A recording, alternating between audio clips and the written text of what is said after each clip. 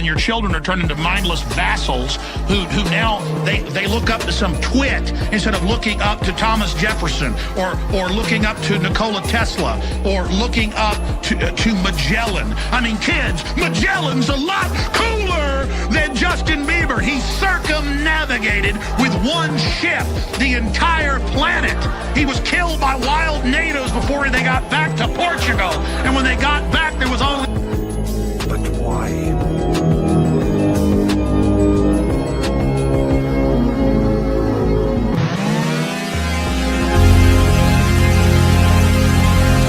$22 million in 3 fucking hours! There is no nobility in poverty.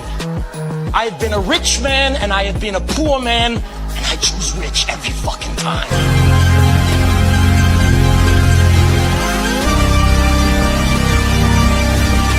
The real question is this: was all this legal? Absolutely fucking not.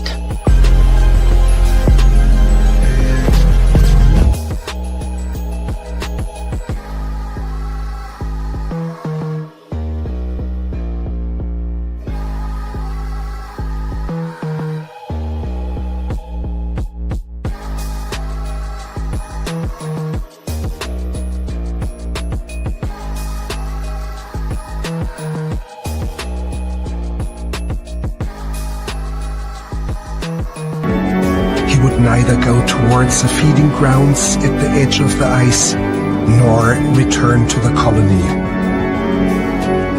Shortly afterwards, we saw him heading straight towards the mountains, some 70 kilometers away.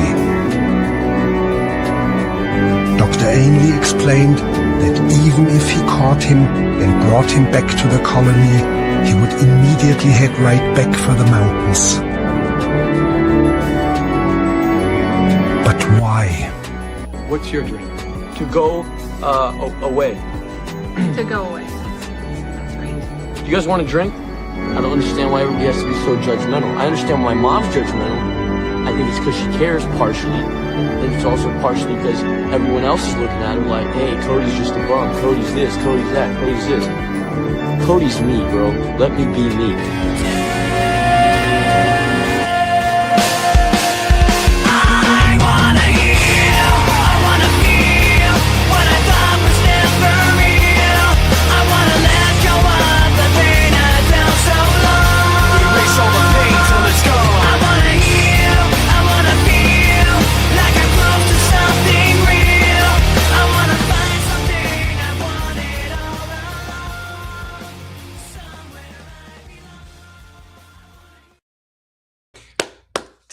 Tuesday. Your boy just got dusted. How we feeling? How we feeling? Oh my goodness.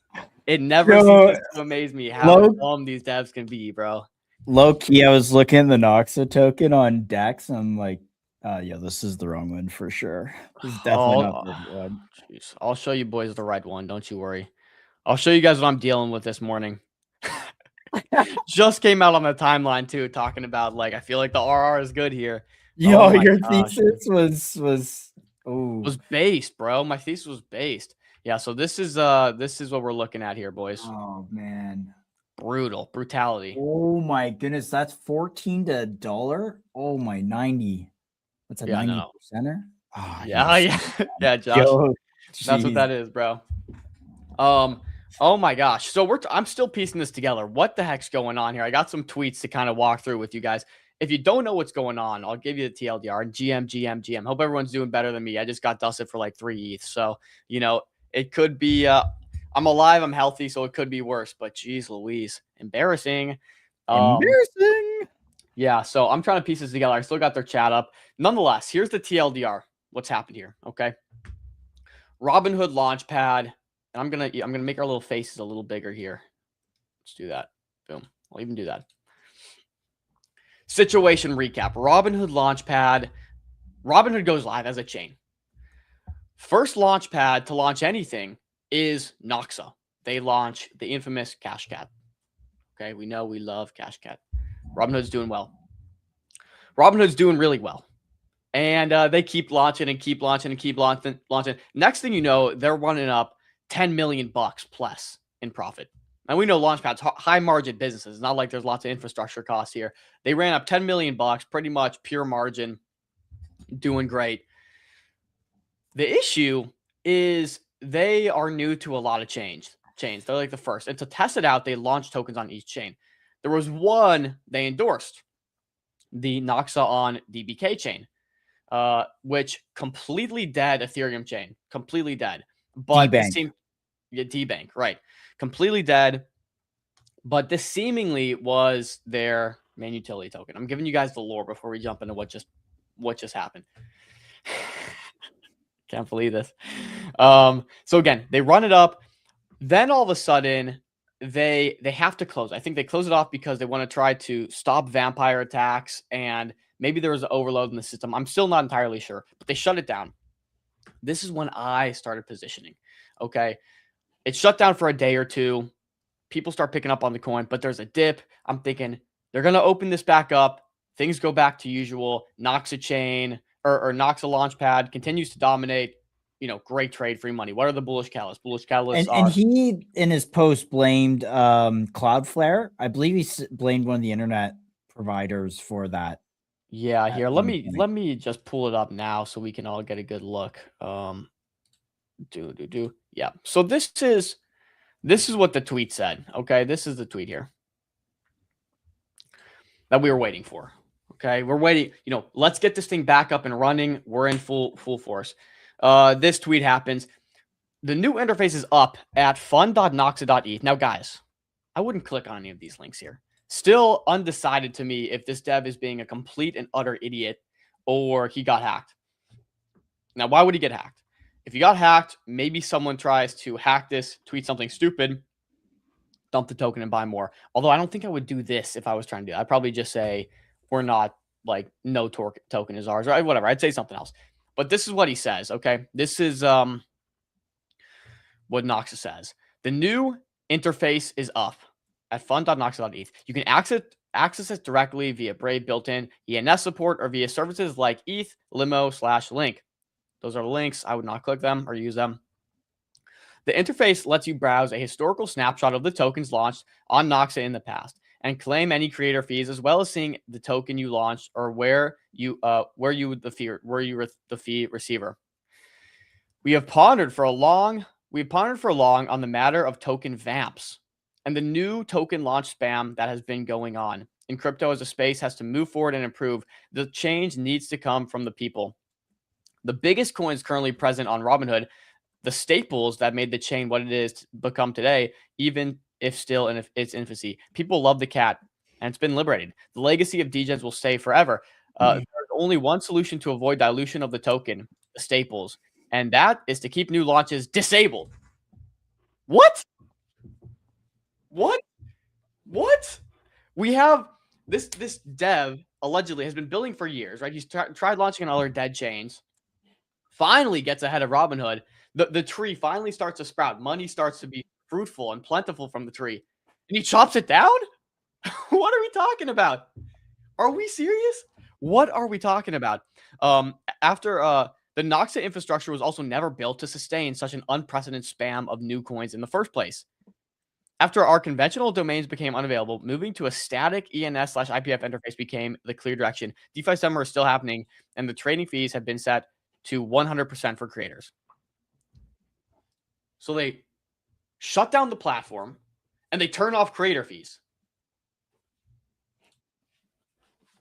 What are we talking about? I don't know, Josh. I don't know. If I was going to leave people high and dry, launch a couple coins, maybe commit some sort of crime, I think I would do it. I feel like I would just be able to do it better. What are we talking about is going on here?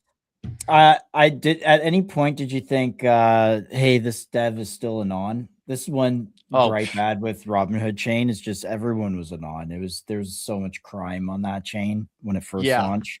Did I think it? Yeah, I definitely did think it. And I just put out a thesis saying like Noxa seems like good RR. So this is like what, a tomato in the face right now. Just like terrible timing.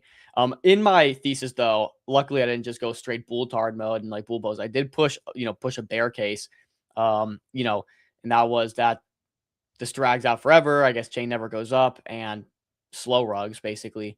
It didn't slow rug, it fast rug. But yeah, I mean, I said in the trade, it wasn't a free trade. It wasn't easy. You had to bridge, you had to go through all these hoops. But man, oh man, I got wrecked. And someone in Zinc's alpha thing mentioned that maybe he got into legal trouble with Robinhood, and just kind of like, yeah, I don't know. I don't know. There's a bunch of theses flying around here. I have this tweet from gearing up to become exit liquidity. Oh my gosh. Not gearing up, brother. Not gearing up. I just was. I was just the exit liquidity. Unihack says turning off new launches to avoid vamp makes no sense. Like, that's the thing. Yeah. Yeah, you just make a bunch of money. You just make 8 figures. Yeah. Go and, like, if you need to offload this completely, hit a pump fund and say, yo, I got half the fees coming to you if you just put the infrastructure in place. Or sell it. Just sell it to them. Sell it. Say, hey, I'll sell you the business, a reasonable price. I already made bank. I'm going to set off into the sunset. Right. Which is fine. Okay. Hey, you got early. You hit gold. Maybe you got a little bit lucky. At the very least, you were on the ball. Okay. Credit where credit is due. But man, the fumble. This is Richard Sherman in the Super Bowl. And, instead of handing it off to Richard Sherman, they take the snap and they throw a pick at the end zone at the 2-yard line and lose a Super Bowl. This is what just happened here. So it's ridiculous. And yeah, like Unihack said, 8 figs cleared in a week, no more responsibilities, GG's. Yeah, that's pretty much what happened. And so I wish they would have sold it. I wish something else would have happened. They had this token kind of looming, but your boy got wrecked. Okay, so sorry, buddy. That sucks. That sucks. Yeah, dude. I just wish I wouldn't have been tweeting about it. I haven't tweeted like bull posting a coin. I feel like that's right. The first thesis you put out is just like wreck after 15 minutes. Yep. It's tough. Well, nature of the business, guys. Nonetheless, THFC has a post on it. Who's going to pick up the bat after Noxa have decided to drop it? Seems a bit sus. They were making $2 million per day and just decided to keep token launching revoked indefinitely. There's more to this than the surface, but anyway, the door is open. Yeah, that's what you'd like to think. Even an idiot knows. There's got to be something more than this on the surface, because why would you chop down the money tree? I don't know. I don't have all the answers. It is what it is. I just thought I'd report it. Be transparent here. This is the nature of the game. You got to bounce back. I took an L. Not good. Not what you want to do. Well, I also took an L yesterday, as such as crypto these days. But as you guys know, we had Duncan on last week on Friday for a pop-up stream. It was really kind of largely not part of our schedule, but Duncan is actually a legend and does a lot of interesting work. I've had him on talking about Galaxy. But Synapse was one of the main tokens we discussed on their launch of a new options platform called Hypercall. And so I was in this near the top of this purple box around 33 cents, and then it just dumped off yesterday to 22 cents. There's like a bunch of supply on Binance, and it had like a delisting notice. Don't know what caused it, if it was just market makers running all the open interest that was in here. But it's since popped back and, kind of sitting at 27 cents. Anyways, Arthur Hayes in this thing at like 35 or something like that. Duncan Flood Capital's owned this thing for 4 years and was buying it at like $2, $3. So the people posting about it are definitely holding some bags. But that said, I actually do think I still believe there's an interesting setup here, and I'll show you guys what my thesis is and what Duncan's thesis is. Now, disclosure is I did write this post because Duncan said he had a competition going to write a post. So do keep that in mind, but I do like it, and I am still in the trade, and I probably will buy more. But when I looked at this trade at 33 cents, Duncan sent it to me right when he wrote this article. Open interest was like $1,000 on their markets. They had 3 markets: bought, SPY, and SpaceX. And I was like, oh, faded it instantly. I was like, $1,000 in open interest, no one cares. However, in the 2 weeks since that, the open interest has gone up to almost $1 million. It's scaled really, really quickly. So that's caught my eye. They've listed Nvidia, Micron, and so they're increasing the caps because the liquidity that they're using to provide the maker flow is from the protocol itself. So once they have more market making on, then it will unlock. And why that unlocks is this thing called portfolio margining on Hyperliquid. And so what this allows is market makers on Hyperliquid can have essentially large perp positions open and then use that as portfolio margin. And what that allows them to do is underwrite the options then on Hypercall. So they can take large open interest positions on Hyperliquid. So if you have $10 of position open on Hypercall, you need to have $100 of positions open on Hyperliquid. Because you're the one providing the liquidity to those options traders. So this allows market makers like FalconX, Flowdesk, etc., to have Hyperliquid positions and then write options on Hypercall. Guys, so one thing I'll say about Duncan, just so you know his background, he worked at Delphi Digital and covered their 2021, 2022 DeFi perps, of which I was a big part of. I worked in the industry at that time. So very well versed, very knowledgeable. He was involved in the bot, which is the robot strategy pipe alongside Andrew Kang. So he's very well connected, like really good investor. Galaxy Digital ran that from a few dollars to 40. Him and I both were part of that and enjoyed that. So anyways, I think there's a lot here. Go read this article. The main part of the thesis, once Synapse starts printing fees, they'll then, turn on the buyback and burn. Think Hyperliquid here, and there's no equity. Syn is the token, and that's the protocol token. So that's my little article. And if Duncan likes it the most, I'll get maybe some Syn tokens, but I do like the trade. So no on-chain options protocols have really captured PMF. And he said because of this problem where you can't have capital efficient hedging, basically delta hedging. So there you go. You are muted. Great. Is Duncan all clear from Lice? I assume so. Funny enough, he was in the hospital when I interviewed him. So, yeah. So I do have a bit more on this Nox, and again, this whole interview, probably MCG could have gotten out of the what do we call it, Dom? The underclass just by that trade. Permanent underclass. Oh, if Nox was real, bro, that's what I'm saying. The RR was so good. But nonetheless, this is some more emerging information. Now, remember, Lady Mariana was the first launch on the Robinhood Launchpad, I believe, and that was via Noxa, or via Noxa was the first launch on Noxa or Robinhood Launchpad, one of the two. This is what they had to say about this. We do know the Noxa team for a while back, and here is our suggestion for the team.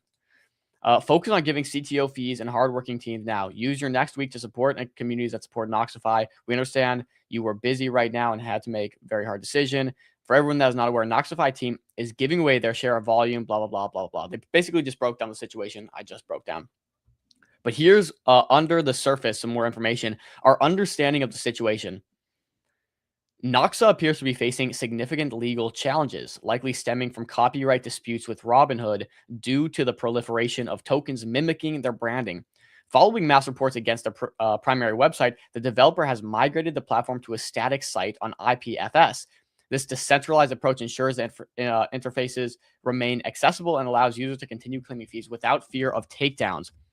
In a major shift, the developer has voluntarily relinquished all volume fees. These revenues are now redirected entirely to token deployers and CTOs, meaning the founder is generating zero revenue from the protocol moving forward.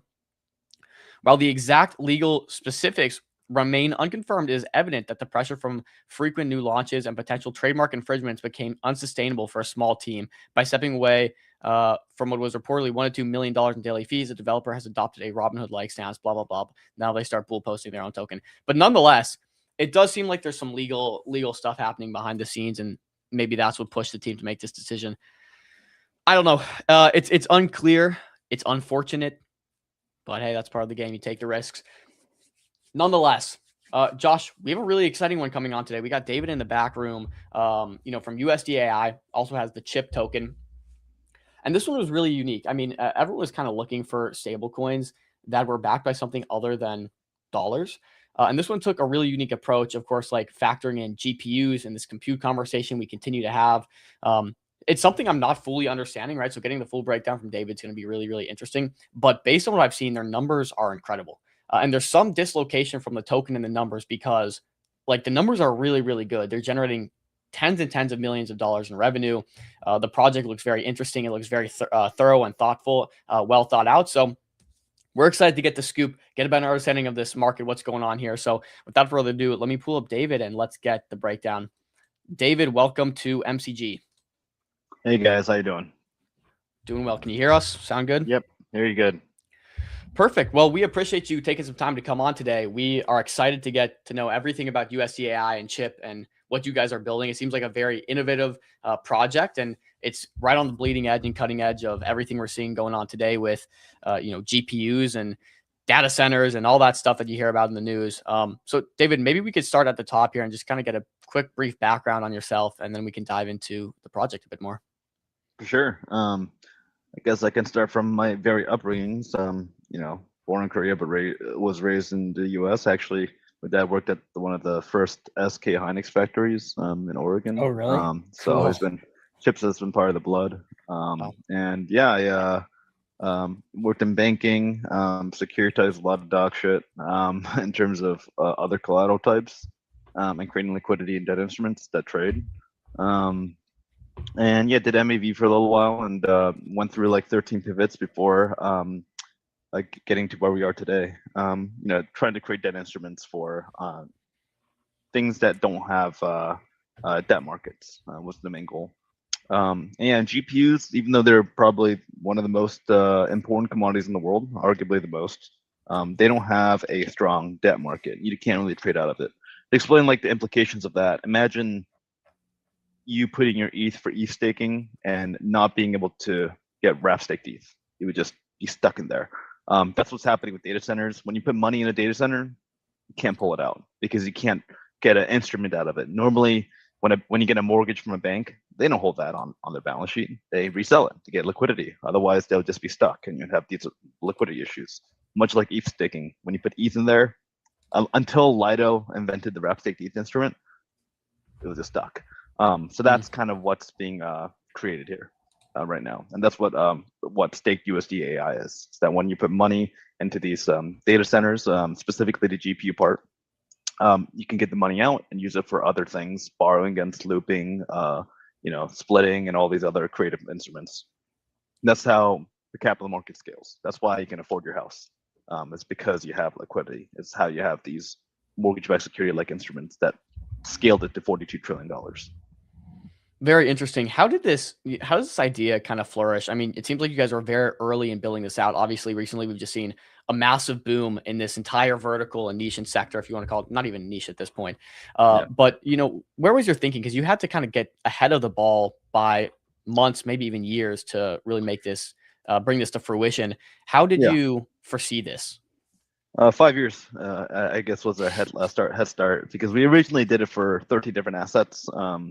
NFTs, game assets. The NFTs where we started with, like punk loans, or like Bored Ape Yacht loans, that evolved into gold bars and in-game assets, and then also luxury watches. We were looking for markets where there wasn't an easy borrow market. The reason you can borrow against your car, against kitchen equipment, against an airplane, but not a GPU, is because, like I said, it's that same process. When you get a loan from someone, they don't hold that loan. They usually package it up with 10,000 different loans. They create like a nice instrument with a specific maturity date, and they have a trade in the market. And then they're just looking at percentages, right? Like the default rate, the APR, and stuff like that. So that's been kind of like the missing link, is that GPUs don't have this. Now, why don't you have this? Why do you have it for houses? You even have it for staked ETH, right? Or like everything that you see on DeFi, it's kind of recreating that traditional market. That's why they called it liquid staking derivatives. If you guys remember LSDeFi, it's just known as DeFi, which is also just known as finance, just trying to create liquidity. That doesn't exist for these assets because they depreciate. They go obsolete way too fast. Traditionally, this would take very, very long time to issue. it wouldn't be a single multi-call like it is with Rhapsody Thief. It's a year or two long to issue that instrument, because you got to get all these loans, all these housing loans, cut it up, batch it, price it, do the roadshow, have it trade on an index, get added up with other liquidity components. Takes a while. So yeah, but like a car, so a house is backed by the underlying, asset, which is the house. A car is Yes. backed by a consumer credit loan, theoretically, because a car depreciates very similar to what microchips would, because the 6 years or you drive off the lot, it's already depreciated below its market value. 6 to 10 years. With chips, though, like, are you securitizing the chips or the data center? Because there's a lot of components to a data center, the infrastructure, the electricity contracts, all the other components to it. Just the chips. Just a chip. Yeah, but to give you a metaphor of how data centers constructed, a single gigawatt, this entire city of Denver is about a gigawatt. We're building like hundreds of these all over the world. It's literally Project Hail Mary of how big the scale is, right? It's like we're spending as much capital. It's like an $11 trillion building. Yeah. We haven't spent this much money since the build out of China. Like we haven't spent this in the US. We literally haven't spent this much money since the oil boom, like Rockefeller era, right? Like, this is the most amount of money we've spent on anything. If you combine all of the secondary debt markets, HELOCs, equipment, and besides mortgages, like all of the other ones, you still won't have as much. The 2030 expenditure of AI debt is going to be greater than all those combined. It's like an insane amount of capital. Like 1 gigawatt data center is 20 Las Vegas spheres, which is one of the bigger projects I worked at Deutsche. Like that was the largest stadium we ever built, and then 20 of those in a single site. Anyway, 35 billion out of the 50. If it costs $50 billion to build, 35 billion is 70% of the cost is related to the compute. The GPUs is increasing. About 30% is land power shell. Land power shell is very easy to securitize relative to the chip, because they're 30-year assets, right? And they're things we're very familiar with. Land, obviously, we know how to price land. We know how to securitize land. We know power as well. Like it's very familiar. Commercial real estate. And then the shell is the real estate, right? And then the chips, we don't really know the half-life of these assets because they go obsolete so fast. The data is kind of like evolving over time. So when you're underwriting hoppers, H100s, H200s, and the Blackwells come out, how do you underwrite that? And that data and that market is like harder to price, and it's also so short. If it takes you a year and 2 years to issue the instrument, but it's a 3-year-long asset, there's even a word in this in TradFi. It's called defeasance, which is if you pay back too early, they will charge you. They want longer assets because they can just clip fees and fees and fees. And it's also just accommodating for the speed. So the speed at which you securitize is not meeting the speed at which technology evolves and goes obsolete.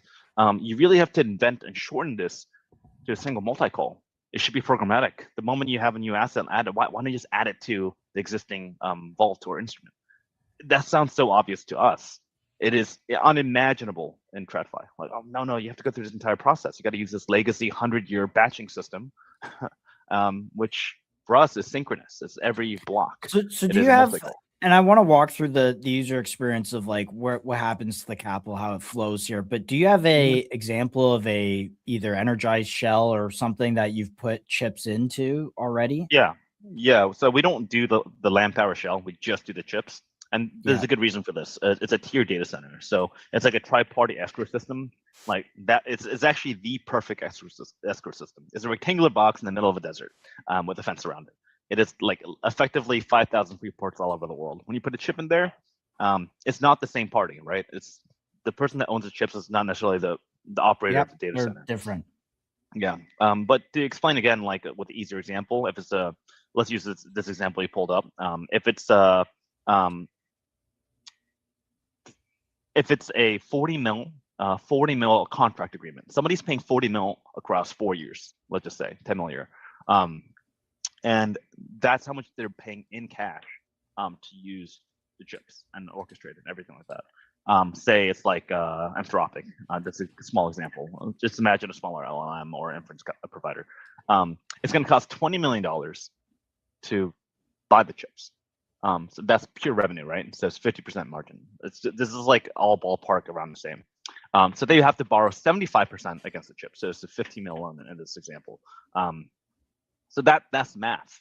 And the question is, how much money are you making? Well, you're making quote unquote 2x on the chips. And us as the lenders, we're trying to take as much of that delta as possible, because 15, 20 for all the chips, and then of the 20 mil profit to get to 40, which is the value of the contract, we're trying to clip as much of that every year as possible. So if it's like 12% a year, we get most of the profit. That's where the yield comes from. That is the source of yield. This is why this is the greatest source of yield in literally we see today. It's the fastest growing. There's so much demand for money. And these are the revenues. May was a weird month because of it was just at the end of May that the loan got delayed from. But yeah, we've had the largest loans we've ever done every single month. And Wow. we do it like ever since we literally started back in. I mean, it really ramped up end of this year, because we started like late last year was when we were capital forming, and then we started transitioning the capital into these loans. A lot of it is net interest margin and origination fees.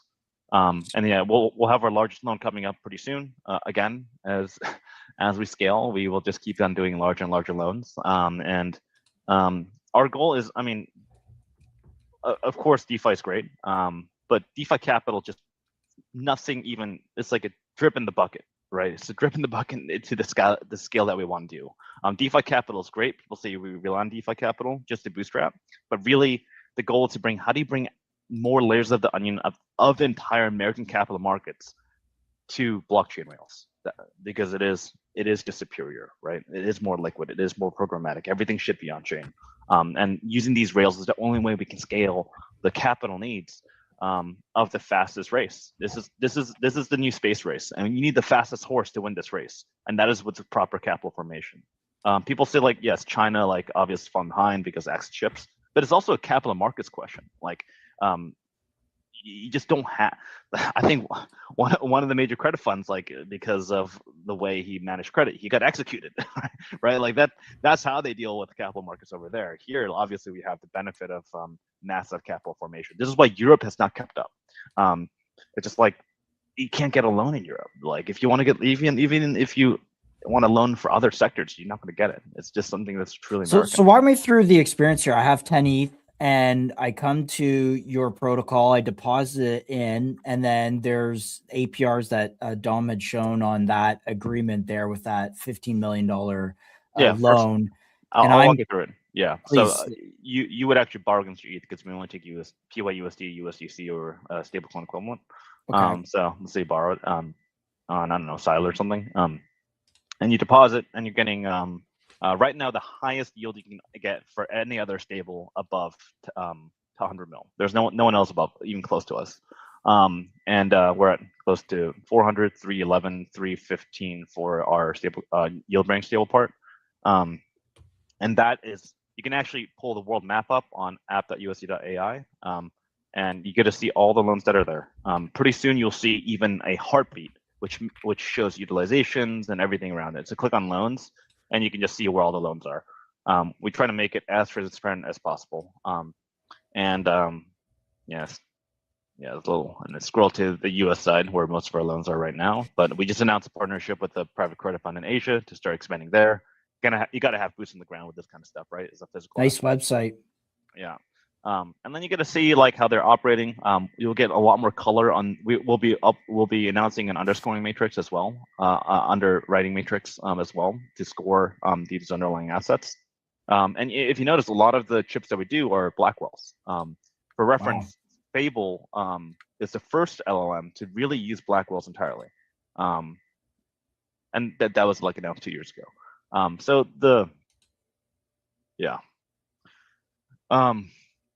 yeah, you get to see where the yield comes from. These are the buildouts, and you know the deal you showed up will appear on this, and this is how we scale the AI revolution, by extracting as much APR as possible from the growth. So I want to like touch on some of these numbers, growth, maybe even projections, but like clearly you guys saw a massive jump, starting in April. It was a nice smooth growth here. Even March had a pretty big jump relative to February, and then April just blew it out of the water. You talked about May, and then obviously June was another incredible month. How do you guys continue to do this growth? What do these relationships look like? I guess the process of you continuing to get more of these loans, doing more of these services. I'm kind of trying to just gauge growth here and how you can continue to scale this, or what competition looks like, and how you guys have put a foothold in this market.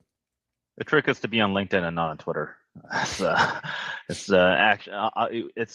We are a bridge across the breadth at which we operate to connect these two sectors is very, very wide. And this is why we have effectively 3 divisions. We have origination, structuring, and distribution.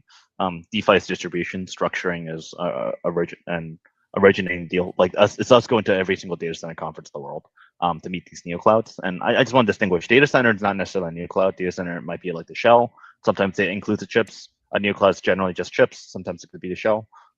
Just kind of ambiguous wording. But mostly, like, a GPU operator is not the same thing as a data center operator. It's just us doing inbounds, and we have an entire pipeline. We get deals straight from OEMs like Supermicro to Gigabyte, as well as NVIDIA themselves, because nobody else is financing in the sector. They're not doing anything under 300 mil, 500 mil.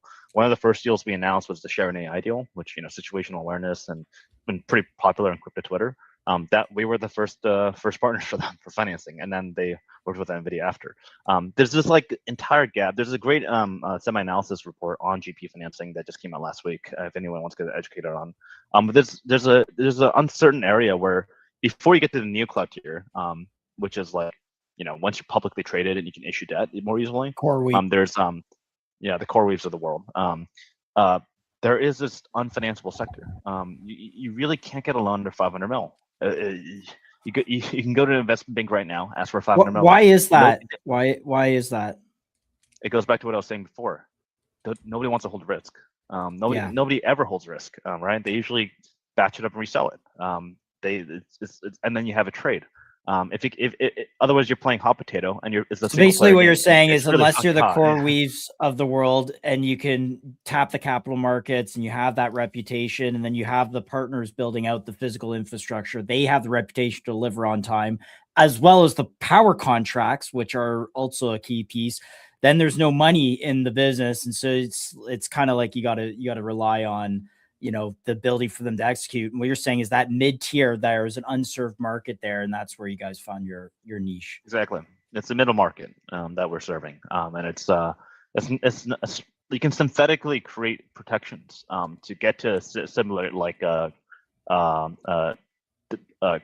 enhancements on the credit. So what's the use case for a $500 million deal versus I understand the CoreWeaves of the world, the big, hyperscalers want those, but where does the small, is there a niche kind of area of training that is good for smaller data centers like this?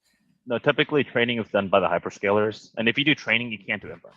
And if NVIDIA sells you chips for training, they don't want you to do inference. You even see Elon Musk say this, we use third-party providers for inference. This could be the videos and the images and other use cases.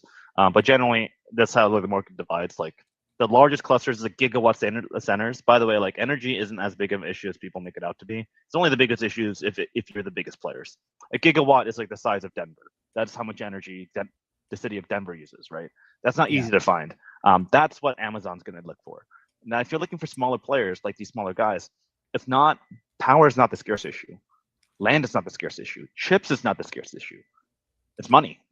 It's just where do you find 500 mil to give to you if a regional bank is not going to back you? Because a regional bank will just not even touch this, right? A private credit fund is in full retreat right now.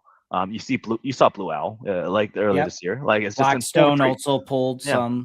The redemptions are turned off. They just said sorry. Gated those funds. You can't get your money back. So where do they get a loan? So how should someone think about this in their portfolio construction? They own a bunch of assets, they have crypto, is 15%. This is, I don't want to say risk free, but give us a kind of the rundown of the risk profile, how people should think about this in their portfolio. Yeah, I mean, we are if you're looking for yield in DeFi, good luck. Enjoy your 4% that you get from every other protocol above 100 mil. Enjoy the risk too of getting just hacked at any point in time and drained. Yeah, and that's the fear of Mythos, right? Ironically, the more Mythos proliferates, the better our yields are. We're like almost the opposite. We're literally Right. it's literally a box inside of another box with a fence around it, with military grade security, and we're teleporting on chain and giving a loan against it. And the question is, what is the risk of us doing this? So you're taking that ETH, you're selling it, giving it as a loan to the whatever we data don't take center. ETH, by the way. Just want to be very clear about that. What asset? Dollars. Okay. Yes. So taking dollars in, giving that, passing that through as a loan. So there's no like smart contract risk is what I'm trying to tell people here. I mean, there always a smart contract risk, but in the case in case things go sour, like remember, this is all off chain. Like, just right, go back, right? No, it's not like it's fully on chain DeFi like yield instruments. No, these are signed PDF agreements, like old OG lawyer stuff. Yeah, got it. Yeah, exactly. There's off chain elements that we're transforming to be on chain, and we're delivering it to users. Yeah, I mean, the risk is okay. The most common risk that we get is like, oh, what if these chips depreciate so fast? Well, two things. One, their LTV. There's an LTV, right? They repay extremely fast. Is amortizing. So an 80% LTV loan turns into 45, turns into 20, and then 0. You actually want them to default in the end of the third year because it's 100% profit, right? They already paid down their loan. It's like you have $5 left on your. It's like Willie Loman in like Death of a Salesman, right? You already paid down his house. Like you'd love to take that house. That's pretty much what's happening. It's like it's just decreasing really, really fast. You don't want traditional finance hates that, right? They don't want you to pay your loans back. They want to earn yield. They actually charge you if you pay back early. Prepayment penalties, defeasance fees. So that is liquidity. So whenever you want liquidity back, you can just have the borrowers repay. So again, 50% of the loan book turns over in a single year. In the worst case scenario, which is we're max utilized and you're getting max APR, but you want liquidity, just wait and you just get your money back so fast. We don't stop redemptions like Blue Owl or any of these like private credit funds. It's programmatic. And secondly, we also have price insurance, or literally value insurance. And if the price of the chips depreciate faster than we model, then there's a reinsurer called Munich Re that will backstop it. It's something we pay for. It's about 150 bips. I wouldn't normally take this myself if I was a private credit fund, but we have to price it for users because obviously you guys are not chip experts. It is FUD that Barry shills all over Twitter. So we price it for you. We're like, hey, if this really does happen, that's why you get life insurance, right? So in 6 years from now, all these data center GPUs, what happens to them? Do they just end up being?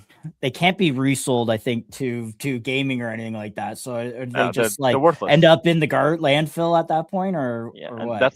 That's what you have to model. We are the most. Our company slogans are pessimistic, aggressive, and impatient. We are the most aggressive in the market when it comes to amortization and like covenant controls, because we have to be. We don't think these chips are like the golden. We think they're dog shit, and you have to model it that way. You have to assume that these are just paperweights at the end of the day, which is why we assume that they have to pay down the loan so super fast. Faster than anyone else in the market. We're not giving them like a bullet payment, like, yeah, you pay everything in 3 years. No. We're not Goldfinch. We're having them pay down every single month, and all of the cash flow that they generate, like almost 100%, 1.1x. Wow. They are paying down their debt, and we make sure of that. If they don't, we just take the chips and we repo them. One of the easiest jobs in the world is a data center repo man. I mean, it's not like motorcycles in Africa. It's not like repoing cars in Harlem. These are data center chips. There's a fence around it. There's fingerprints. You can't even make popcorn in these data centers, right? So it's a very straightforward enterprise. Oh yeah, you don't repay, then I 2x my after a single year is 45% LTV. You 2x it. I think this is what's interesting. I want to touch on this more. So the repayment system, you said you guys are paid monthly. Could you maybe just like further touch on this a little bit and just like lay out what that looks like? I'll give exact numbers. If it's 3% amortization a month and then 1% interest, so 4% pays down every month. That's 48% a year. So 40% of the loan pays down in a full year if you include interest. And you really de-risk like it's 100% de-risk after 2 years. I say 3 year straight line amort, but like really 50% of your cash comes back to you in your pockets, back into the NAV of the protocol that you can use for redemptions. And the redemption, like ironically, in TradFi, redemptions is the worst thing you can ever hear. Prepayments the worst thing you can ever hear. You want to clip these. You want to have longer dated debt. You want to have it like priced and traded. But for us, repayments is almost a repegging system. We turned amortization into what is usually the worst thing you want to hear to a productive enterprise, which is you got to use it for redemptions. So you get 4% a month. We have an entire system around this called QEV, which is like you price the cost of the Q to redeem. This is assuming that we're 100% utilization. We typically we won't go over 80% utilization for that liquidity slave. Let's say all 20% is utilized, and you get 4% a month. Now that's programmatic too. So you get 12% a quarter, and then a 20, 24, 25 and semester. So you don't have to pay. You just wait. The bigger it gets, the more liquidity there is, obviously. So you get 40 mil for $1 billion. One last industry question, less about the math, but more like, because I think like there's questions around the longevity of this data center trade. Do you really need larger and larger compute? And Yes. does it get disrupted by decentralized compute No. or something else? Or, Absolutely improvements on the algorithmic coding side? Like, can't these models build themselves at this point? Like, why do they need compute? Yeah, people always point out like these open source like models, like, oh yeah, like would that disrupt? That's even more reason you need GPU. You need people have tried for 30 years. I mean, look at Render to use 3090s to run Fable. Yeah, good.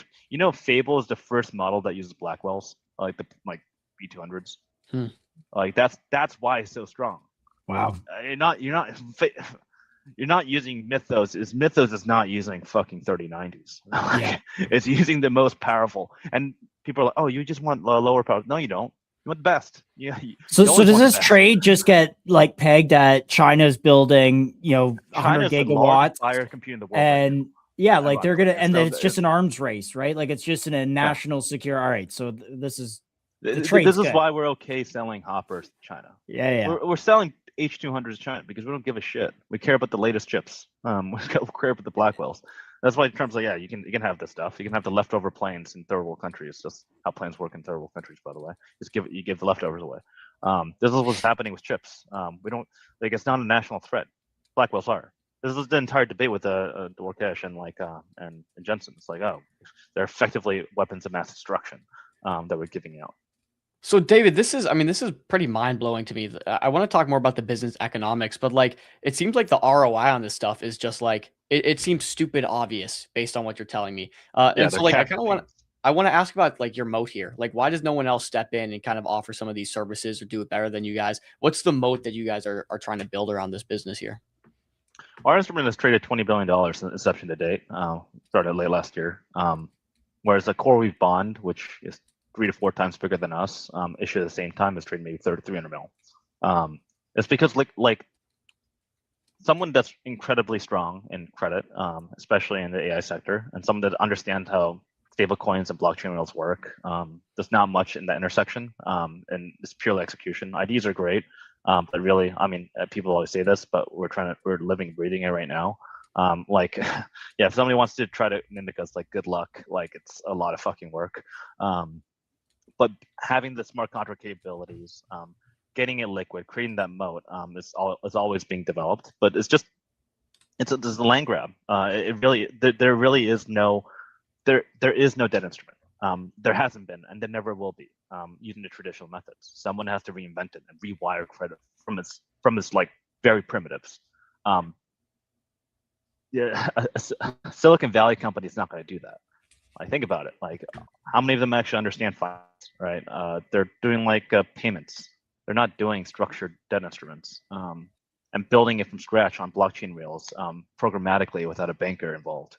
So having that know-how of dealing with bearer assets, dealing with really like mediocre assets, worse than GPUs, far worse, NFTs worse, kind of thing. That is the learning lessons, right? It is the trials and tribulations of what we went through the 13 pivots. And it's also why we could take the market so fast, is because we knew how to structure it from off-chain to on-chain to this, like I said, a very broad area that we have to cover. And Dom's this is flashing up some things here that we want to talk about, because you also have the chip token and what role that token plays in. So 7% yield. largest loan, 98 million. Just walk us through these kind of top line numbers here. Yeah, that's protocol errors value delivered to users. So that's what it refers to. Like pretty much this is annualized as well. And the borrower pipelines, there's so much. I mean, the borrower pipeline is like almost doubled now, just like ever since. It's just it's exponentially increasing. Now that's a pipeline. We don't have enough money for it. I mean, we have like 315, 20 mil. And we can't grow too fast because then the APRs of our yield farms decrease further than the borrower costs. And for Fluid, if you go in Fluid right now, Fluid Lite, the APR is one of the highest for a passive USD deposit because of us. We are, like I said, this is the greatest source of yield for the next century. Like it is the most amount of money we're spending in our lifetime. It is a lifetime opportunity. It just has to be sanitized and delivered correctly. Anyway, the largest loan, that's not the largest one that's going to happen on our platform. We're working on the largest one right now, and the one after that, and the one after that. It takes months of planning for each of these loans, which is why we didn't really start doing loans until January this year, even though we launched in August, because it takes time. That period is actually shortened. It's actually in the report. It would normally take 120 days, but as you have data, agentic underwriting, and more platforms and a stronger team, getting down to 45 days. We're trying to get it down to even lower and widen the areas that we operate. Currently, we prefer 50 to 150 mil, but we want to get down to the 1 mil. We've done 1 mil loans before. They just take too long for the ROI. We want to make it so that it's programmatic all the way up to. Who's the borrower for a 1 mil first? We talked about the 500 mil, talked about the big neo clouds, but what about the 1 mil? Who's borrowing that? People that don't want to pay taxes. Okay. It's bonus depreciation. What Trump does with houses. You can also do it with G-Wagons, but you don't want to rent it on Turo. You want to put it in a data center. It's usually called bonus depreciation. That's the use case that emerges. So maybe somebody that wants to sell with a few kilowatts before going to megawatts, they want to do that. Maybe it's an AI lab that wants to own and get a mortgage instead of rent. These use cases emerge. I mean, people want to put chips inside like your houses, right? Because there's just not enough compute power. Like obviously. That's a pitch. There's plenty of power, but money is the issue in the lower markets. It's not power. It's not space. It's not site. It's not chips. It's money, and structuring money correctly. Imagine U.S. housing without a mortgage rate. You literally can't imagine a house without a mortgage. No, right? That is synonymous. Impossible. And that's what we're trying to discover is what is the interest rate of artificial intelligence, and we want to become that because once you become the interest rate, the lending business that we've created here. It's just a loss layer. Like we have greater ambitions besides just lending. Our goal is to become the settlement layer of compute itself. Because what we're going to do is once we give these loans, we're already doing this with 3 POCs, is that we will lower your interest rate, much like the central bank. If you have your end customers, the agents, the users, the rental customers, settle everything in USD AI in our stablecoin. The more that you settle in stablecoin, the lower I'll give you an interest rate. So this is a stablecoin play bigger than just the stablecoin play. Instead of treasuries, you're essentially using compute to underwrite the, back right now, all of the system. Yeah, in the future. Yeah, right. Right now, the stablecoin, the USD is just pure PYUSD backed and stablecoin backed and tokenized bills effectively. But eventually, we'll obviously add in like different risk components, just kind of like fractional banking style. But the goal is like this is the second largest business in AI, and I think everyone misses this point. The number one business in AI is NVIDIA. We all know that. $500 billion of sales a year of chips. That's pure revenue. The third largest business is LLMs. That makes, I think Anthropic's expected to make 60 a year. That's third largest. So 60 billion, 500 billion. The second largest business in AI is Wall Street. You're not actually paying 500 mil for chips. You're paying 700. Much like your house, you're not paying the market price. You're paying the mortgage finance price, which is $2 million for $1 million house across whatever years, depending on the duration. Makes me sick every time I think about it. Thank you, David. Yeah, and that is what's happening with chips. It's all financed. So who's making all the money? It's all right. You guys. So you guys are you're the bank. All right. Let's talk through because this is actually really compelling. And Dom, I want to jump in on the business economics here because, again, protocol growth has been incredible. 44.6 million annualized rate of return right here that you've described. It's growing rapidly. I'm not sure what your month-over-month growth is. Yeah, what's that? Any growth metric, like percentage? It'll be multiples, not percentages. What kind of So, multiples are you looking at then? I haven't even calculated it, but I mean, it's every month is our biggest month. But it's being I mean the core metric isn't actually TVL. It's really volume. Like how much volume is there? Is why we announced this recent partnership with Fluid, because you can only grow, and it's kind of like first loss. You can only grow as much as there's risk capital. And for us, it's secondary liquidity, the LP, which is why we're working with Fluid to increase that the secondary market base. Because the bigger that grows, the faster the capital increases. So that is like the impairment to growth. Is like, hey, how fast can you actually get TVL? And for us, it's like, again, we can only increase as fast as our utilization is moving alongside it and lockstep with it. Because if it jumps too fast, APR goes down, looping stops. So you have to like kind of like stepwise until you get to like the billion, and then you can really scale exponentially after there. So we're in this like interesting growth spot. Yeah, we just crossed 400 on the amounts and 8.3%. Dude, I wish something like this existed in 2022. Because like there was a lot of cash floating around then. It would have been great to park it in something like this. Yeah, I wish we were where we were in October 9th, because a lot of capital also left during that time. So before 1010. Yeah, of course. But nevertheless, there still is a lot of capital on chain. The on chain capital is not. It's really just the bootstrapping phase. On-chain capital, I think there's a maximum. You saw the best comparables probably Athena, and then maybe Tether after that. Athena really leveraged DeFi capital. Tether leveraged international capital of like just obviously USD demand. But that's still nothing. That's still nothing compared to the amount of capital we need. Like the compute middle market, which is a market we're tackling, we defined as $2 trillion. And we're in process of trying to get our debt rated too. Just like is capital the biggest hindrance then? Because you mentioned you had 100%. Yeah. We're trying to make money move faster. The velocity of money should move faster, and then that's how you get more money. Which is why volume matters, liquidity matters. Like us being pessimistic, aggressive, and impatient with like our counterparties matters, because the more buy box it is, the more programmatic it is, the faster it moves, and the friction is reduced. And that's what we're doing in every shape and form, and also trying to increase the capillaries at which we actually extend to different pockets of capital. So obviously on-chain is important, but our ambitions go beyond that. How do we bring outside capital in? Because again, this is a $1 trillion build out. So you've done a really good job of okay, Dom. Yeah, go ahead. I want to make sure we have 5 minutes left. I want to make sure we talk about the token a little bit. Yeah. We definitely want to talk about the token because there seems to be some dislocation. But how do you do that? Again, like you said, the borrower, on the borrower side, the borrow pipeline is still up to 20 billion plus, right? How do you get the capital to start facilitating as much of this as possible? This isn't hyper liquid. This is not Morpho. Those are on-chain businesses. Those are 100% on-chain. There's nothing off-chain about them, right? An on-chain business also isn't is purely a smart contract-based business. That's all they do. It's like, oh yeah, smart contracts. That's it. You don't need more than 11 employees, right?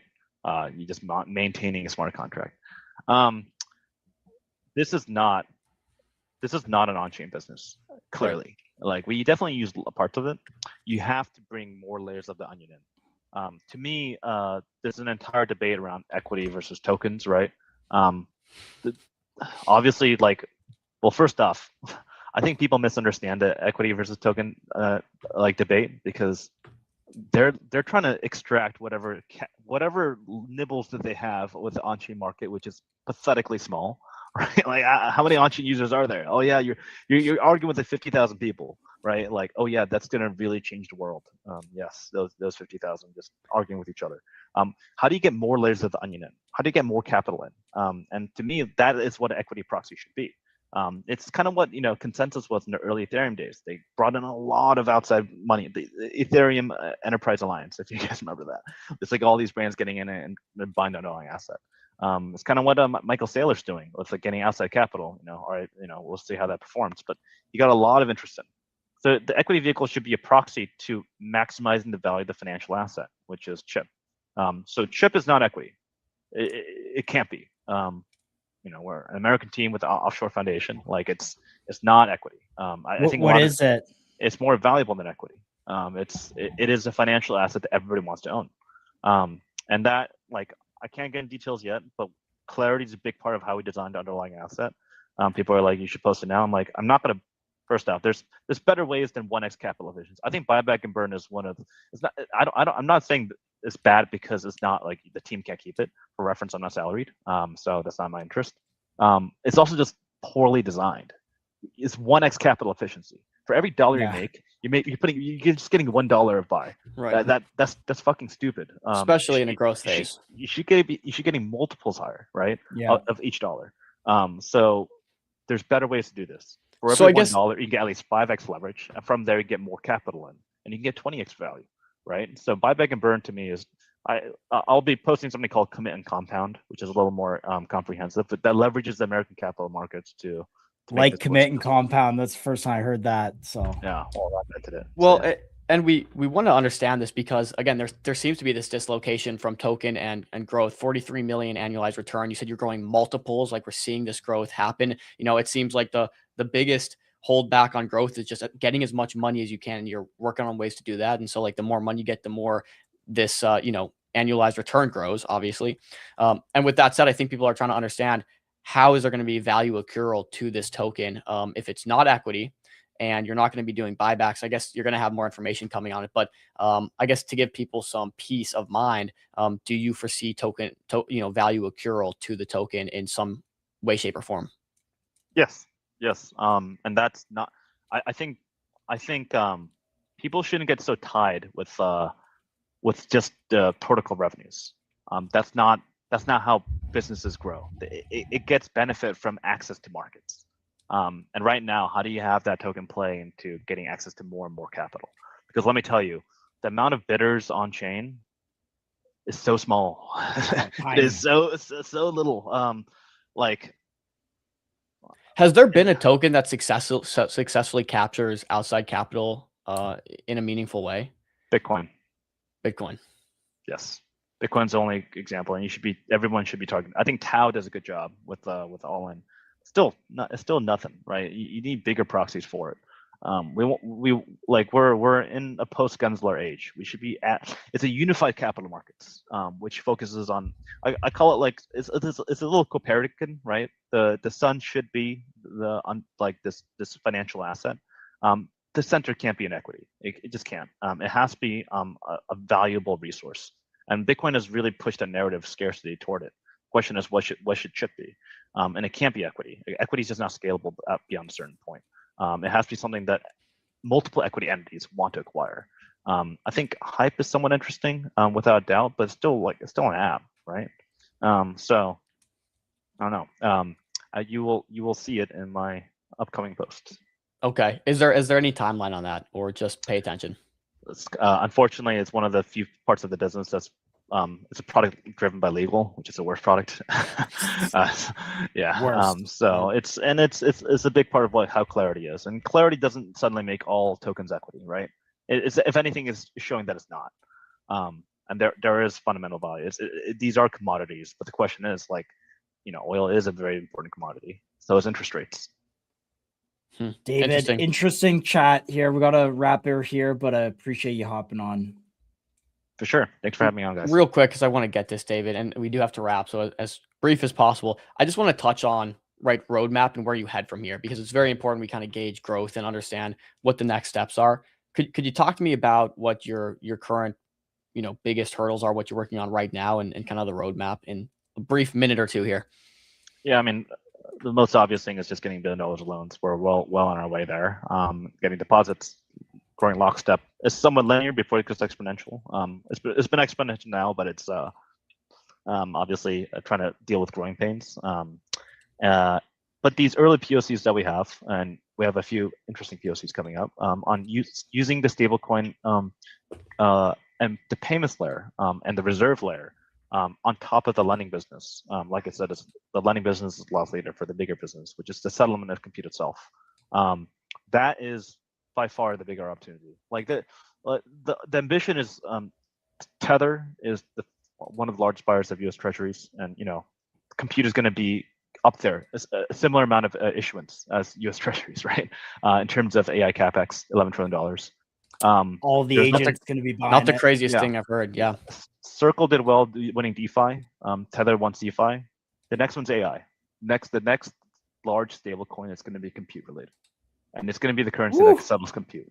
And that is how you win the stable. It's going to be bigger than Tether and Circle in of itself. And that is our ambitions. But why would they ever use Circle and Tether? Why would you talk to these guys, these neoclouds? They would never. But they will use something that lowers the second most most expensive thing on their cap. Everything in AI pays down debt. That's all it does. Your agent, Truth Terminal, right? As joke as it is, what was the first thing he asked for? Can I get a 50K grant so I can pay down my compute? Pay down, and that compute is not tied to the chip. It's tied to the debt. It's tied to the purchase costs related to the purchase of the compute. So it's a money thing. And AI is just money, right? That's all it is. A compute is just loans. David. And anyways, I'll leave it there. But the main David, you're a legend. Appreciate you. Yeah. Honestly, when you put it like that, it really starts to resonate. Yeah. Like, why would any of these guys use stable coins when they could go and use something that's going to go towards paying down what their number one spend is right now?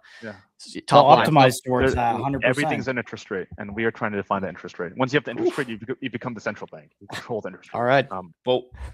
Wow, very exciting stuff. We appreciate your answers, Dave. We'll have to get you back on sometime to just monitor growth, see how things are going. This was a really interesting conversation. Maybe once that the write-ups on the token and some of the value accrual there come out, we can get you back on to talk shop. It's top of mind. I'll tell you that. Like I said, I only have exposure to these things, not even salary. So it's only thing I care about. There you go. Let's go, David. See you, David. All right, we got to jump to next. The token is CHIP. Just so you know there. And the stablecoins USDAI. Yes, stablecoins USDAI. Voice box is confirmed 2 p.m. 2 p.m. Josh, 1 minute takeaways. Anything? Yeah, I mean, I'm very close to the data center trade for a while. I think it's super smart. I think the financing side is you can't get exposure to that in the traditional markets. You can only get exposure to like the neo clouds, maybe some of the Bitcoin miners converted to data center builders. But they all come at it with the angle of, we have the shell, we have the energy contracts, all that good stuff. The compute chips themselves, you can go to the NVIDIA of the world, but this is like the business action of it. This is the, getting it in there, paying off the loan, like financing of it. I think there's a big business there. Yeah, I agree. Very cool. Very compelling when he kind of laid it out like that, and also like broke down why would these entities, these actors use us rather than USDC or USDT? Okay, well, it's because their biggest top line cost is paying down this debt, paying off these loans. And so like if it made economic sense for them to do so, why wouldn't they? Very cool. Okay, guys, we got to jump. We got Chris Moore in Crimson Moore. I got Chris Moore. Chris Moore. No, we got Crimson Moore in the waiting room from Nest. Now, Nest has been very exciting. Again, they're doing some really cool stuff in the equity side, right? We've seen equities growing exponentially on chain, which has been really, really exciting. And of course, Solana is dominating a lot of that, the lion's share. We saw Sunrise come out, dropping a lot of, dropping their 1-to-1 redeemable equities, and we're seeing those really blow up. And this is where Nest comes into play and offers baskets, ETFs, all sorts of different opportunities for this stuff. So we're going to have the team come on right now and break it down. Ansem has been also bull posting this, which he doesn't do to many coins. So the leading KOL, having their support is pretty cool. So that being said, Crimson, welcome to the show. Hello. Thanks for having me. Welcome. Yes. Welcome to the show. How's your day been? I remember we tried to get you and you were in San Francisco or something. Yeah, sorry about that. It was just a bunch of traveling. So I tried to make it work as fast as possible or as soon as possible. No, we appreciate your time in general. So we're happy we got you today. Things have been heating up. I think maybe even you weren't expecting things to happen so fast and get all this excitement. What does that look like? How have things been internally? I mean, yeah, it was super fast growth. I mean, like $1 million. I mean, we're pushing 1.5 million TVL in the first 3 weeks. So, wow. I mean, that's been really good. I mean, a bunch of teams. I mean, we started with like very few partnerships or very few partners, and it's like it happened very fast. Got in contact with Solana Foundation. All these very big teams reached out. Xstocks, Ondo, whatever. It was very fast working on all these partnerships. Very cool. Let's do this. We'll start at the top. We want to get to know you a little bit more, get to understand the project, and we'll talk about everything under the sun there. But could you start us at the top there, Crimson?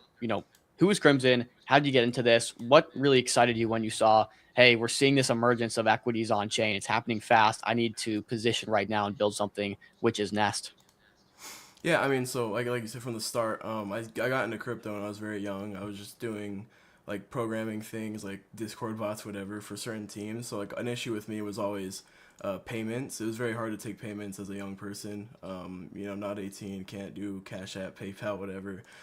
So kind of crypto interested me in the sense it was not only because it was digital money, but because it was frictionless. I could just take it. So that's kind of what lit the flame.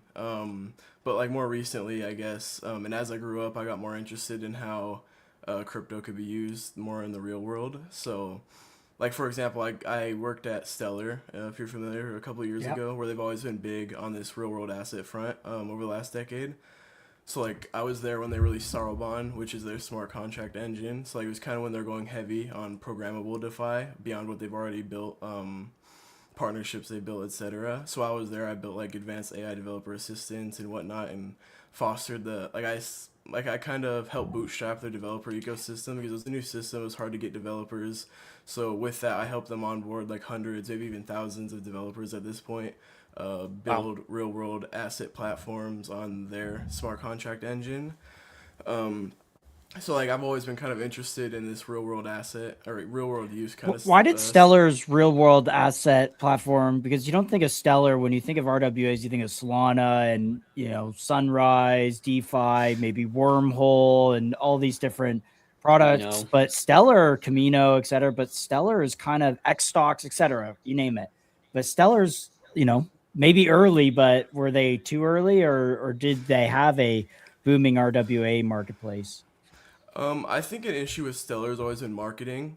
So they were always very early to kind of getting real world stuff done, banks, whatever, payment rails in third world countries and whatnot.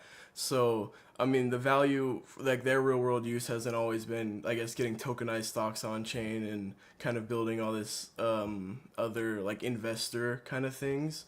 But yeah, like I said, I think their marketing's always been kind of lackluster. Like not many people know about Stellar beyond those who are very deep into crypto. So I think their issue wasn't they were too early. It was mostly I don't think they've marketed themselves very well. Interesting. Okay, good lore. You've been in the industry for a good bit of time, seeing this evolve.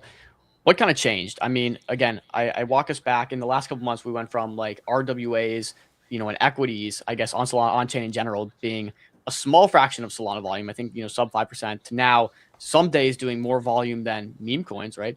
And this growth has been incredible. Over 6 billion now, in trading volume for these equities.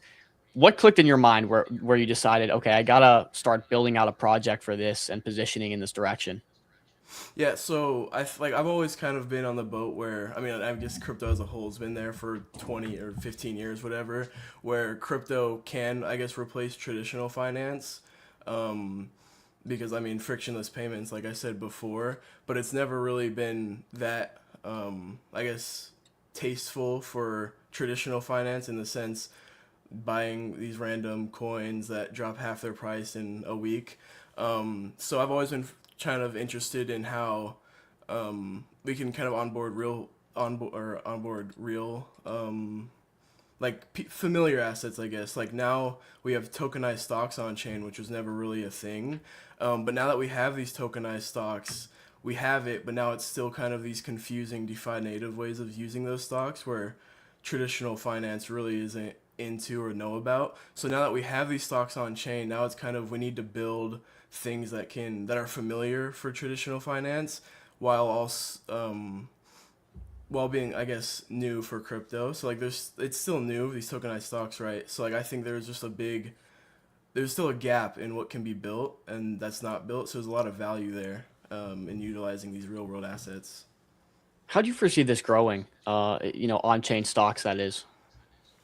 Yeah, I think like one big thing with like these other platforms is it's very hard to move your stocks to other brokers, utilize your stocks. Like again, like I think crypto and these tokenized stocks can kind of replace like current platforms in the sense make it easier to move your stocks, make it easier to sell your stocks, make it easier to buy them like day trade them, for example.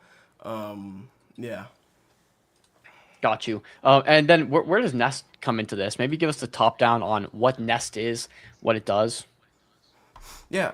So Nest effectively, at its core, it's a CDP based protocol, meaning it's debt minted against your collateral. So people can just take their stocks and mint I guess US or NUSD, which is our US dollar token. So users can mint like liquid capital against and keep like the exposure to their stocks, you know. Could so, you explain that a little bit further? Yeah, I mean, a user has stocks and they want to keep the upside, or they think there's upside to their stocks. They want to keep the future exposure, but they also need liquid money, or maybe they want to take that money and reinvest it, like more of like a leverage position. Nest kind of serves that use case where a lot of people kind of want to keep their stocks, again, use their money. So a user comes on our platform, they have Ondo stocks, Backpack stocks. Maybe they transferred stocks through Backpack, and now they have bought SpaceX Robinhood, transferred it to Backpack, and now they have SpaceX tokens, and now they can take those SpaceX tokens on Nest and mint our dollar NUSD and kind of use the new capital they got and spend it, use it however they like. Any of that DeFi optionality, loop it back if they want to. Okay, very interesting. $1.43 million in total TVL. When did you guys launch, and how has growth been since you launched? Yeah, we launched, I believe, June 13th, maybe the 14th. Sorry, what was the other question? Yeah, just how has growth been since you launched? Yeah, I mean, it's been like very fast. A couple weeks ago, I guess a month now, actually, 4 weeks, we've grown $1 million. It's been every week's our new, we've get a new highest TVL. We have I think $800,000 in NUSD minted, so that's $600,000 in USDC converted, as well as you can see there, $360,000 in stocks, so $300,000 in debt. And you're using, I see the Meteora NUSD pools. What's the underlying kind of infrastructure here? So one big thing is sure, now we have $1 people can mint against their collateral, but I mean, if there's no liquidity there, there's no way to convert that, then we just have $1 that's kind of no one can use. It's not very liquid. So one big thing is keeping it as liquid as possible so people can move it around as they want. Got you. I also want to touch on. Sorry, what's the loan to value? I just trying to get through. When I bring a stock here, I have $100 worth of Tesla. I'm Dom here. I got a big Tesla position. I bring my $100. What's the loan to value that I have to maintain for a position like that? So it depends on the stock, because obviously some stocks are riskier than others. If you scroll up, or if you go to, if you scroll up there and go to the borrowing tab, or go to app and go to the borrowing tab. Open app and borrowing tab. Top right. Oh, got you. Yeah, okay. And then hit the borrowing tab, and it'll show you the LTV on certain stocks. So obviously SPY is more, So SPY, because it's a more or less risky thing, we offer a higher LTV, but something like SpaceX, where it's very volatile, we might offer a lower LTV for that specific asset. And I'll explain this for those that may not understand. Loan to value is what LTV means, and the reason SPY is higher, it's 70%. So if I have $100 deposited worth of SPY stock, I can pull out $70 of the 100, and now there's a total of $170. Whereas it's lower for something like NVIDIA because of the volatility. So let's say for NVIDIA, for instance, if I put my $100 in NVIDIA, but NVIDIA pulls back 50%, then the loan basically, I believe, is in default. And does it liquidate at that point, the NVIDIA position? Right. And so you lose. Liquidate. Yeah. So just so for everyone to understand. and when it liquidates, it only takes kind of the debt, and then it pays back whatever you had as extra collateral. Got it. Okay. So looking at this TVL number again, growth has been pretty impressive. Where are you seeing most of this inflow come from, and how do you plan to continue to scale this? Yeah, I mean, a lot of this growth has just been from, I guess, SPY holders. Like we have most of our liquidities in SPY, and so kind of people have been using that to leverage their positions in SPY. And we also just recently released kind of a helper lever tool. If you go over to Vaults there, we released a token for that kind of does that for people, so people don't need to manage their positions as if it were like a perp position, if that makes sense. So these are automatically hedged at 2% exposure or 2x leverage. But yeah, that's where most of our money is coming. Yeah. How do you go about growing that? Is this simply a situation of making as much partnerships, getting integrated in as many platforms as possible? Is it a trust barrier? Like, how do you grow this really from 1.43 mil TVL where it's at today to, tens, hundreds, billions at some point? Yeah, I mean, right now we're in the phase where we're just kind of building out features that fit every kind of trader. So, for example, those leveraged 2x positions or people who are levering their stocks, they might not be, or that's kind of like the type of trader there are, but there's also gonna be traders who just want to keep their stocks and then have liquid money to go buy from the grocery store, for example. We're also releasing like basket assets, in this meaning, so say I have $1,000 and I want it in stocks, but I don't want to put it all in one piece, or I want a managed, I guess, position for me. I can go to Nest and deposit $1,000 into, for example, an AI basket, and it'll automatically put 25 and manage it. So 25% goes into Nvidia, 10% goes into X, and so on. So kind of right now our growth state, or how we're growing things, is just building out something so every type of trader, every type of person, whether they be a trader or whether they be just a normal person who has stocks, they can use our platform. Very interesting. I do want to kind of lean into this conversation of partnerships, right? You mentioned, you're working with Ondo. I can even pull up that tweet. You're working with some people, X stocks, pre-stocks, whatever it might be. Is this a big part of your strategy in growing that TVL? What are those conversations looking like internally? Are they bullish on your products?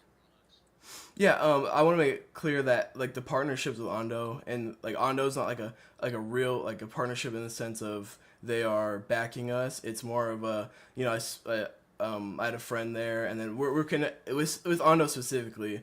We're just integrating theirs, but we are working with partnerships with like Privy and whatnot with their debit card, if you're familiar. So like I said, a big focus is keeping our dollar liquid. So you just come on Nest, put their stocks in, and get a credit card, debit card, and spend the money in the real world or use it however they like.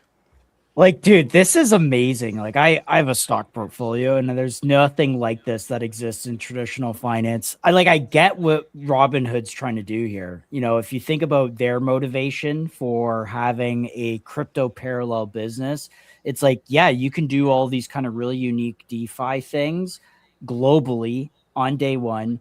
And, those are things you can't do in their traditional brokerage business. So it's clear that this is huge.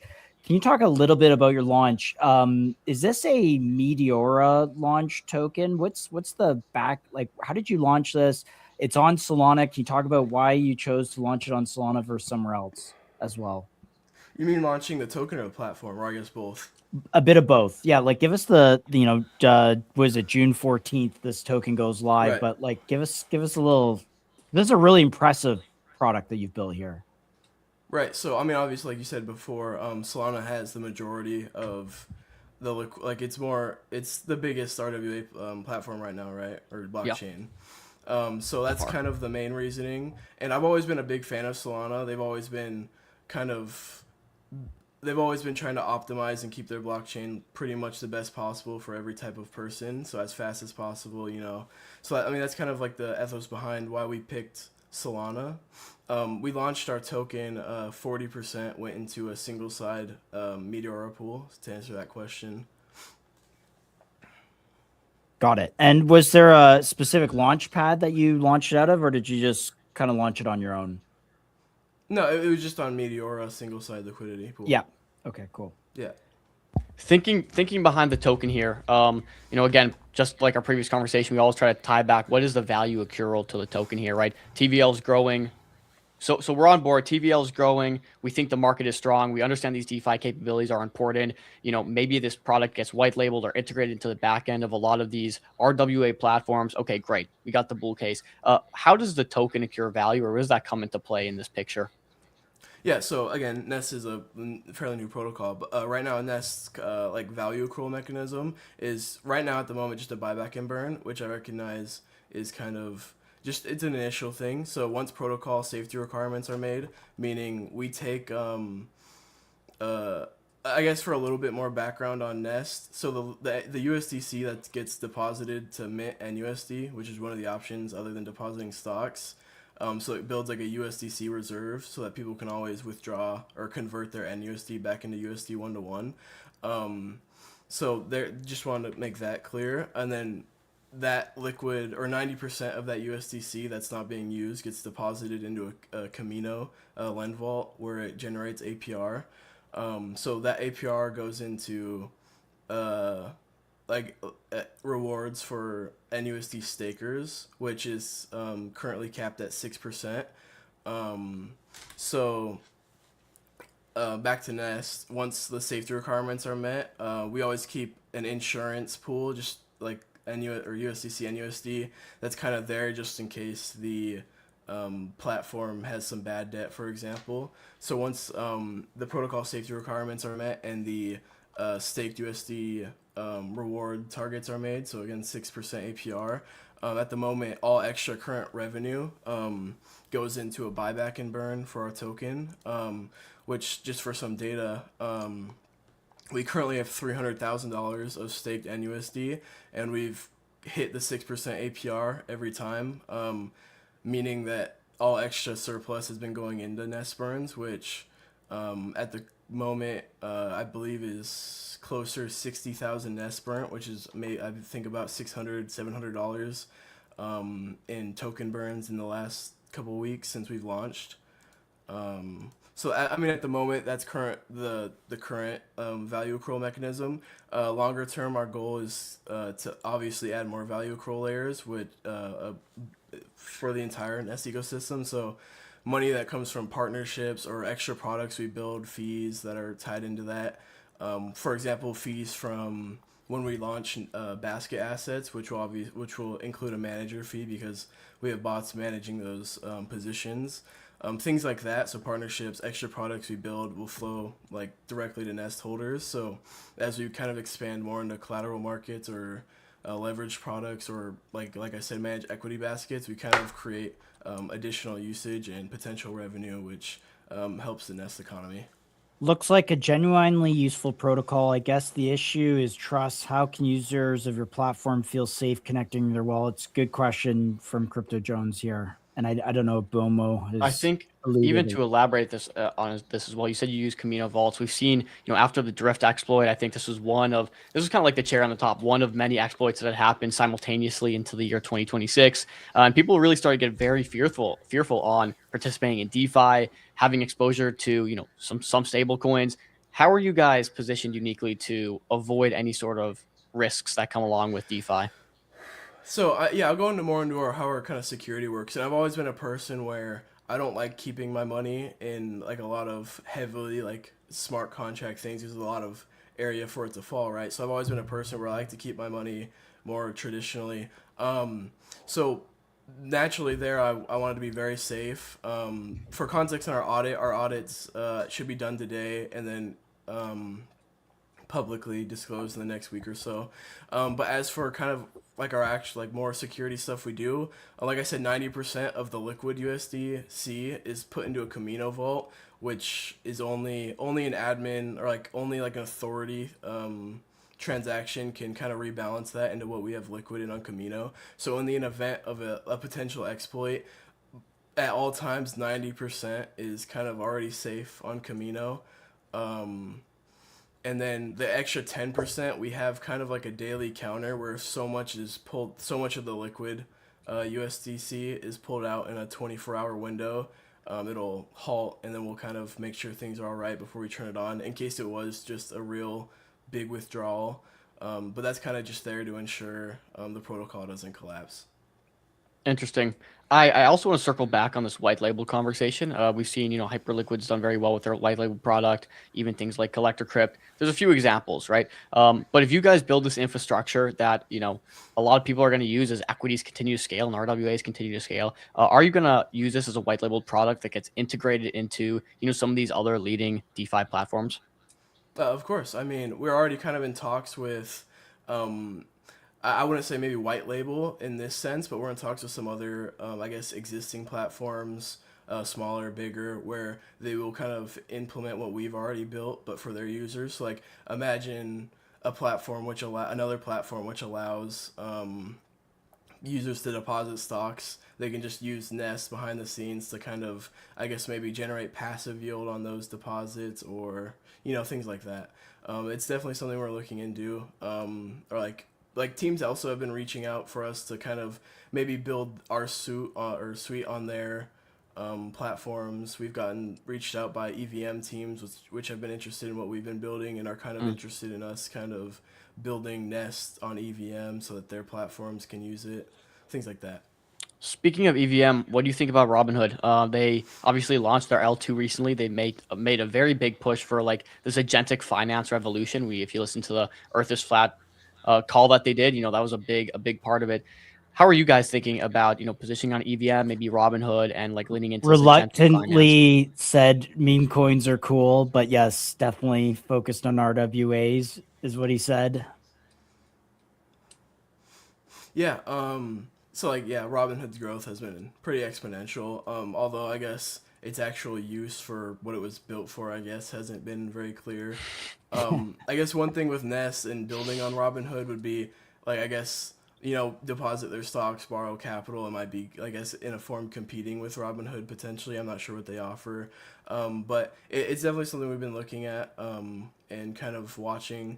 Though I think right now, as such a small protocol and I guess not a lot of resources at the moment, or a lot of resources to kind of, we're working on like what we've been doing, baskets, that leverage product I showed you.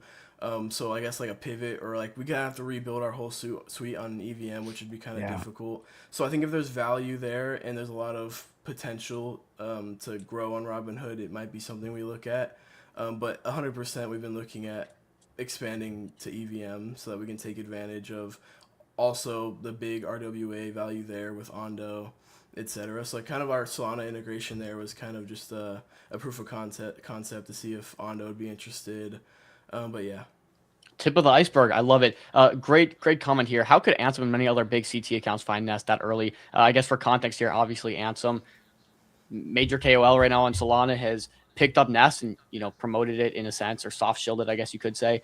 How are people starting to realize this? Have you had a conversation with Ansem at all, or is this just purely he saw you guys cooking? I think it comes down to maybe elaborate further. Everybody wants a piece of this clearly growing market, which is equities coming on chain. How do we get positioned for that? Who's doing it the best? Nest arrived as this player. Ansem seemed to pick it up in his feed. Did you talk to Ansem about this? How did it come across his desk? Or is this more of just like people are looking for positioning in this growing market? Right. I mean, I was asleep when he did his first post and his first thing. I just woke up and that was kind of there. So, I mean, I've never spoken to him. I'd love to jump on his market bubble, like a lot of people have been asking. I mean, that would be pretty awesome. But I think there's a lot of value and also a lot of these meme coiners are kind of looking for better ways, or not better ways, I guess, but more reliable ways to deploy their capital. I mean, after every bull run, there's usually a lot of capital trying to find more sustainable ways to yield. So I think kind of that's just a big part is Nest kind of fills this gap, especially with how there's a lot of growth for Nest, obviously, in this new market. So I think just naturally Nest being a way to deploy their capital, it was just a thing Ansem found and all these other people. But I've never spoken to any of them. None of them sponsored, things like that.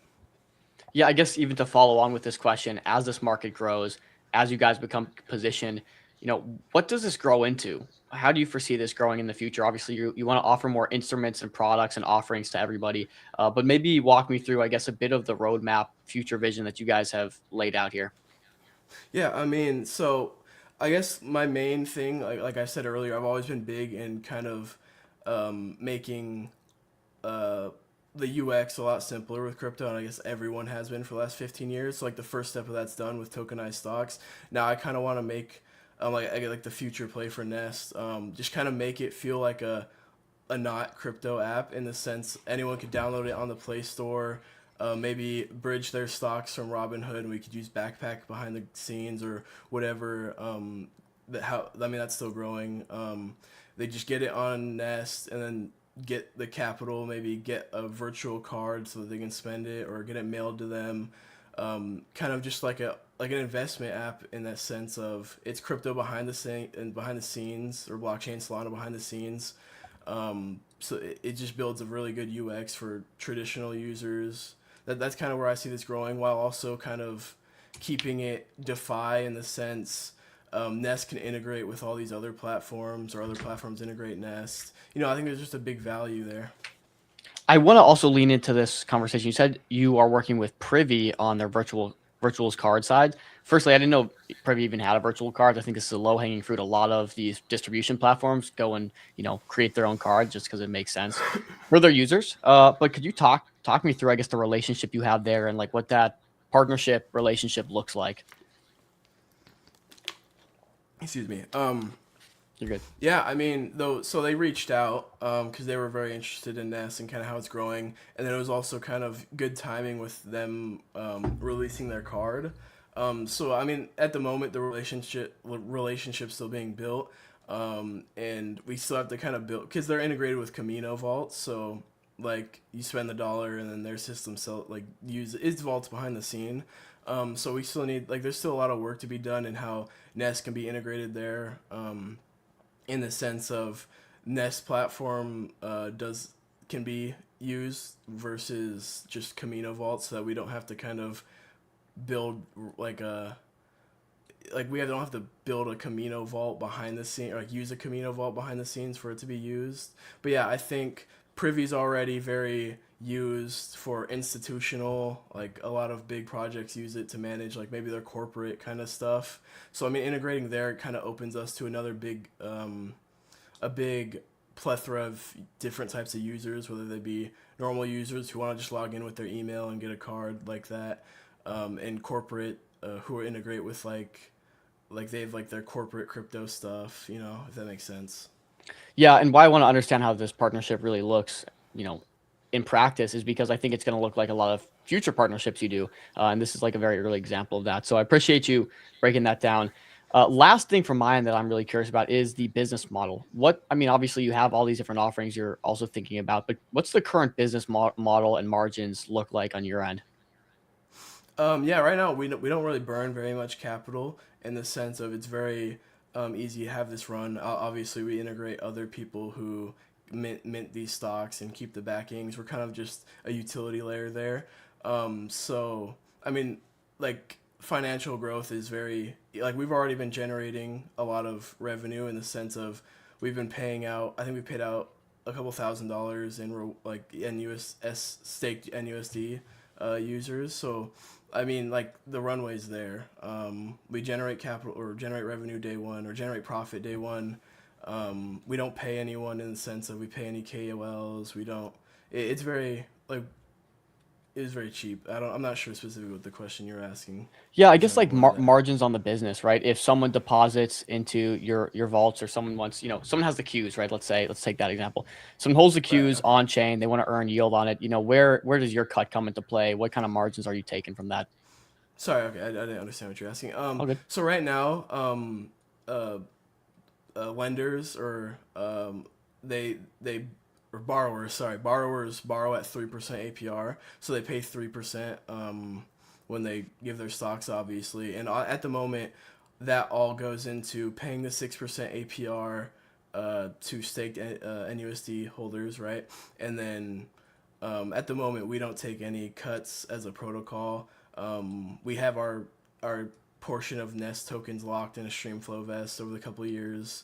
So at the moment, everything's kind So of all going back protocol in. revenues go to the nest holders? Yeah. Right now, Wow. it's going. Yeah. And how do you plan? I mean, at some point, you guys have to start making money yourselves. Pay to keep this thing going. At what point does that switch from all value going to token holders to the business operations? Right. So I've always been kind of I've always never been big on kind of like we generate revenue from day one, right? With $1 million in TVL and only 300,000 in stocks right now, we generate like we generate a lot of revenue in the sense of day one we generate revenue, it'll scale exponentially as more liquidity or as more TVL comes. So I mean, once we get 100 million, like we'll already be very self-sufficient. I mean, most will still go to nest holders, and then we'll get the value there because we have our tokens locked, obviously, so there's value there for us in the future to keep building things out, if that makes sense. Yeah, you'll So, build in margin as it scales. yeah, right. So, and like I said, we generate a lot of revenue already, so as it scales exponentially, we'll be able to, well, the margins are there, right? Got you. All right, I think we got to come to wrap here pretty shortly, but I do want to ask about, like, if you had to sit down and give us the vision of 3 weeks, 1 month, 2 months, 6 months down the road from now, what it would look like for a user to log on to Nest, make a purchase, in this futuristic, beautiful world that you guys have envisioned. I just want to know what that looks like in your mind. Right. So, like, I guess our short term things right now are deploying these equity baskets, like I said before. So, a user just has money and they want to safely invest it into these equities on chain. So, I mean, that's one of our sooner things on our roadmap. We're also looking at like inverse equities, like inverse SPY, which really isn't on chain at the moment. Even with Ondo, Xstocks, Backpack, they don't really have those tokenized right now. So like that's one thing we're looking at because I think there's a big market there. There's $7 billion. Massive market there. Right. There's $7 billion in inverse SPY right now. How do you do those? And what's the benefit of doing that versus doing like a perp position? Oh, like perps with perps, obviously you have to manage your position, you have to manage your funding, Get liquidated. Yeah. Right, exactly. So with our like for example, our leverage 2x token, you don't really have to manage that risk. It's all managed for you. Which for 2x leverage, it's a lot simpler there. Where they don't really have to manage their position; it's all done for you. That's kind of where the value there is Nest manages it for you. And so the wins come from the people providing liquidity, and do those people then get the trader losses as well on those leverage tokens? Well, right, the leverage tokens, you deposit NUSD or USDC. So $1,000, for example, you put $1,000 in, it levers it on Nest, so it automatically does the borrowing for you. And then we have like a bot which kind of, as the prices fluctuate, will automatically sell or buy the stock, pay the debt and whatnot. Or so my question here is, or are you just depositing like SQQQ and TQQQ, which are 3x leverage long short? No, NASDAQ? so right at the moment, like what I mentioned a second ago, Ondo, Backpack, Xstocks, they have 3x leveraged tokens on chain, which again aren't very high. They're not very liquid. Zero liquidity actually. I think they have like a couple $100,000 in 24-hour trading volume for just those 3x ones, but they don't have 2x ones on chain. So kind of how that looks on how we manage it. For our 2x leverage tokens, it buys right now behind the scenes. It buys Ondo, SPY, for example, and yeah. So it's not just buying a 2x leverage token that's already existent. It managed, yeah. I'm just trying to understand. I mean, I worked for a DeFi protocol that did leverage tokens. Actually, the first leverage tokens that were on chain, and it was like two pools of capital, and then there was a mechanism, a smart contract mechanism in the middle, an Arbitrum that essentially moved the capital between the two pools based on what the Oracle price was, and if the Oracle price was going up or down, for or against you. And then what the actual leverage token was a share of the underlying liquidity in one of those two pools. So if it was the up token and the price went up, the capital would flow from the down pool to the up pool and so on. And in that, there was like baked in rebalancing and whatnot. So I was just curious of like how you were doing that. It's fascinating. But definitely fascinating. Yeah, I mean, I'll have to look at I it. go more into that. It's just when you put $1,000 in, it'll buy the $1,000 into Ondo Spy, and then borrow 50%, and then use that to buy more until it gets to the 2x leverage. Got it. Yeah, that makes sense. And then we have a bot behind the scenes, which, as imagine the price goes up and now it's 2.06 leverage, will automatically sell and make sure that all that's handled. Yep, makes sense. Got it. Josh, I think that kind of covers it for me on questions. We pretty much top to bottom. I mean, like, are you part of like, I don't know, like Alliance DAO or, super team, like any support that you're receiving? I mean, we've been reached out by a couple RWA kind of teams. I'm still unsure on what that looks, but we're not a part of any DAOs or anything at the moment. Okay, because they often come to us and say, "Hey, do you have interesting projects?" And I'd be like, "This is probably the most interesting project I've talked to in the last like 3 weeks." So, yeah. Yeah, that's cool. HB has one question, I guess hypothetically. Could someone like Elon Musk come around and deposit SpaceX for $300 million to finally have some cash, or would the system collapse? Yeah, I mean, so there's always going to be the collateral backing the debt they minted, right? So if it goes above the ratio, then it'll liquidate. We'll get the NUSD back, and yeah, I mean, it's all back, so they can't collapse the system by just depositing $300 million.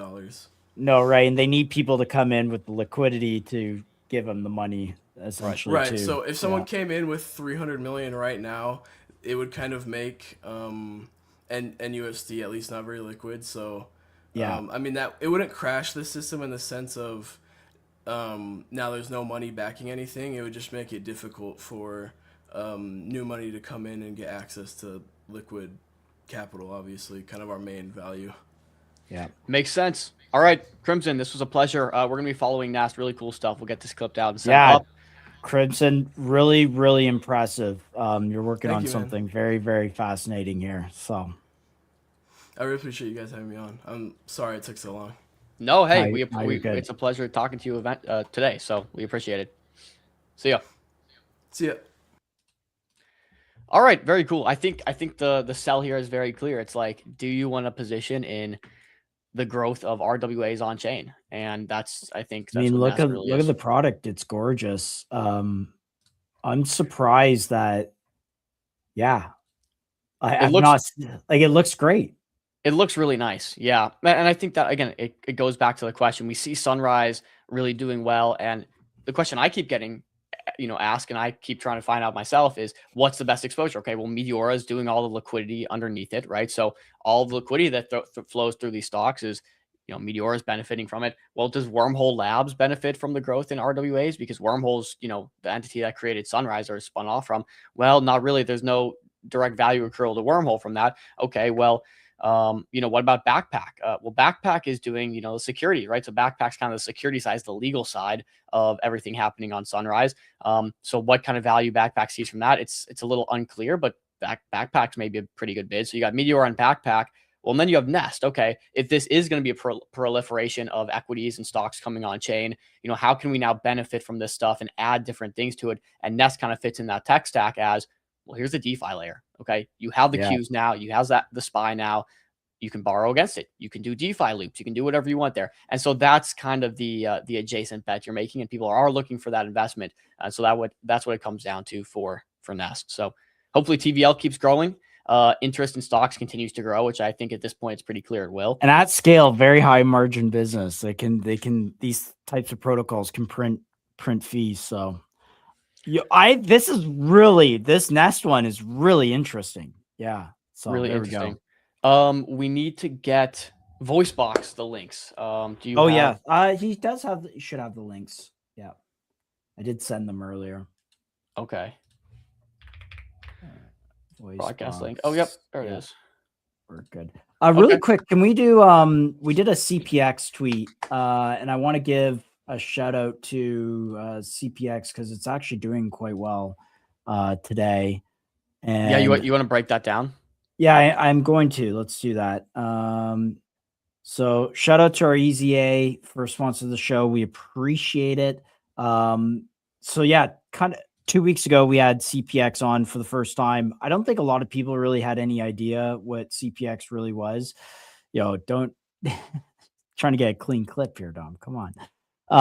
But there's like three layers to how CapEx worked. They had layer one was the GPU mesh aggregating. So it's basically a layer of inference providers like Surplus, Squire, OpenRouter, etc. And then you have a smart router that can route different tasks to the right provider based on what the task is. And then you have layer three, which is a community cloud with end-to-end flows. And I understood this more as like the app layer. These are the kind of things that people can do on top of this inference, basically like infrastructure. And so then they came out with some updates here. So we'll pull these up. So these would be in that third layer here, which is a fully private version of Cursor, which is a coding agent platform. And then command line, which allows you to put in commands to actually go and build stuff. They mentioned that staking has gone live. They have 42% of the supply locked with 3% bought back. So very active doing buybacks. And I believe these buybacks are with the creator fees, but nonetheless, always good to see buybacks happening.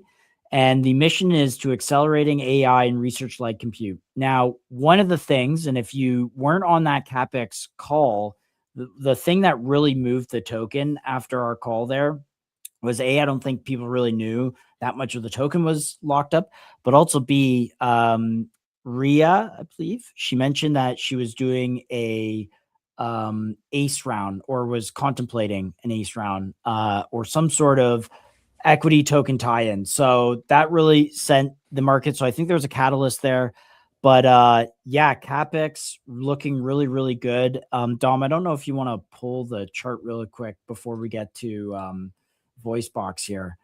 But sure, I mean, this is one of the best, one of the better Solana looking charts out there. Looks really good. So holding up really nicely. So definitely something to keep an eye on, especially with people, going down the Squires of the world, Surplus of the world, etc.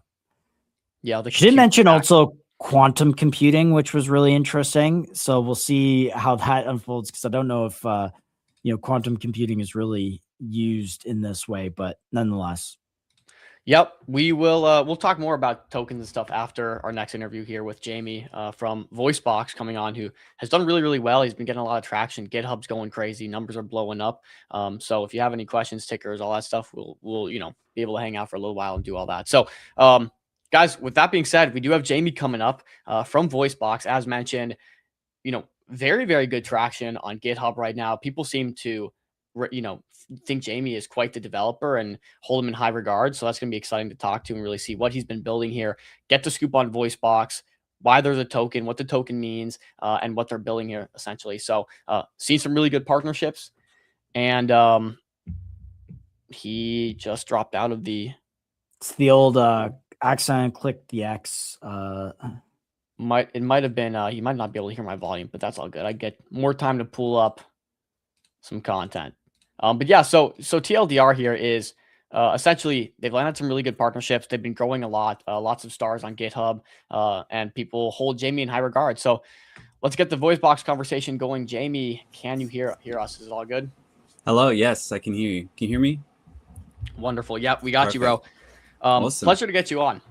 Yes. No, likewise. Thank you for having me. Of course. How have things been? I know there was like a series of unfortunate events. I think there was a hack or something. Yeah, so of course I'm new to crypto. I have previously welcome. Thank you. I guess I had some when I was younger, I tried to get into trading, I think back in like 2017, and I made like $1,000 just from trading, and then I lost it in one coin, and I just quit forever. I was like, no, I'm done. We're good. A life cycle of many but traders. yeah, right. And of course, I'm a software engineer, so I went back to just at that point, actually, by 2019, I started working on my first startup. I learned coding. I already kind of knew, but I got really good, and I started Twitch streaming, and I built my first company with volunteers for my Twitch chat. And and when I launched it, it was a notification platform for YouTubers. And I launched it, and it like, that's where I raised my first venture capital investors in the DMs, and they were like, hey, do you want yeah, they flew me to Detroit and told me everything, introed me to all these investors in Silicon Valley, and taught me the ways of raising, and so I did that, but I still didn't really know how to run a company at that point. And so I just hired everybody that was volunteering, and yeah, that company didn't work out. We got close, but it ultimately didn't. And so then I just was like, well, now I'm going to build something I care about, an idea I'd had from a long time ago. And so I built Space Drive, and I open sourced it, and I just got lucky again. It just blew up on GitHub. And then investors in the DMs again. And, and I was able to raise 2 million this time. Are these DMs on Twitter? Like, where are these investors reaching out? Okay. Wow. Yeah. Seriously, it's usually the way it usually works is a lead investor will, approach you and say, I think you should raise a round. And then you say yes. And then they intro you to all of their buddies, and they do the follow on. So I raised from like 23 amazing investors, but like a couple of them I never even spoke to because they just followed in. So like you just, it feels like luck, because I didn't, I made a deck after the fact. They're like, the lead investor was like, just whip up a deck, 7 slides, quick, dirty, simple, just to have a deck. Jamie, we need to come work for you. Yeah, right. Yeah. I mean, yeah. I'm curious though, how do you get from like, okay, so you have these open source products, like for example, Enjoyer says Space Stars have 39K stars on GitHub, right? So you have these blow up on GitHub, they're open source at this point. How do you take them from open source to, okay, let's maybe not make this completely open source, but deliver it to a real product that's actually valuable and starting to churn out revenue here, investable? Yeah, so the term for that is commercial open source, and it's kind of been the bane of my existence for several years, in the sense that I might be very good at building technology and designing products, but do I have the skills required to turn it into a business that is almost swimming upstream? Because for the majority of people, they can use it for free. So every service that you offer has to be complementary or enterprise licensing on the software itself. In which case the software needs to be mature and enterprise ready. So there are many examples of businesses that have done really well at commercial open source, most notably Century, GitLab. A lot of there were plenty at cal.com, but they recently went closed source, fun fact.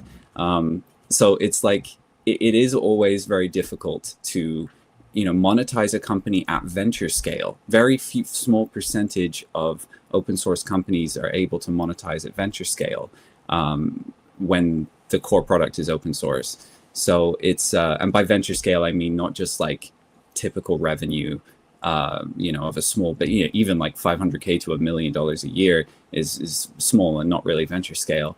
And so like proving that you can get to that point, usually your moat is enterprise clients selling to large enterprise, governments, people that value local first and open source, and they want the privacy, but they have the big money to actually pay the license to use it. And Space Drive never reached a point of completeness, even for the general public, let alone being something that governments could use. And what did Space Drive do, real quick?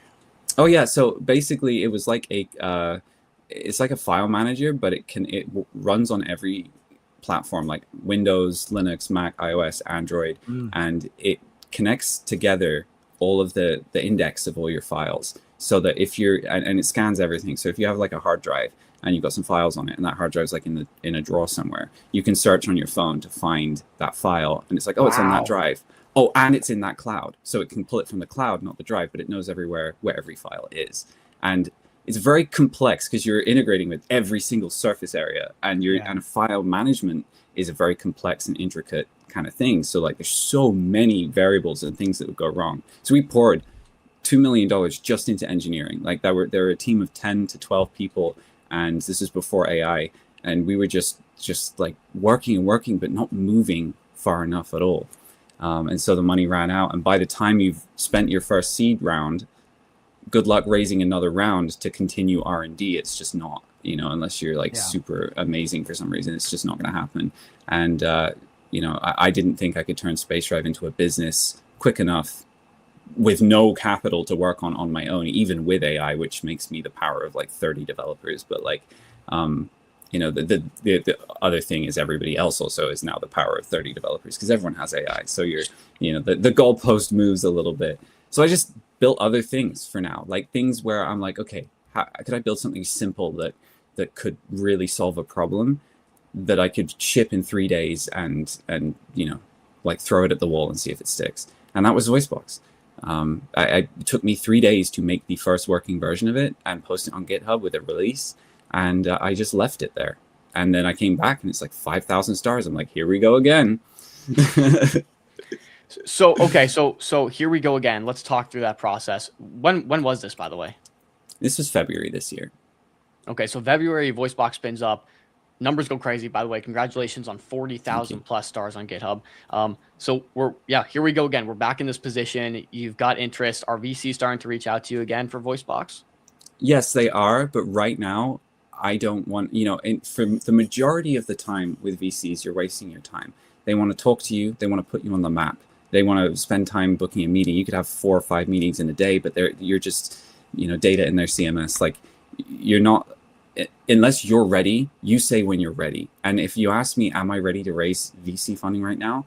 Answer is no. There's no revenue yet. And raising money pre-revenue is like, I just don't want to do that. It's harder and you have to get lucky. It has to be early hype, and VoiceBox has that, but I don't want it to have the same fate as the other times that I did it. And this is kind of why I'm turning to crypto here, because I do need the money to work on it.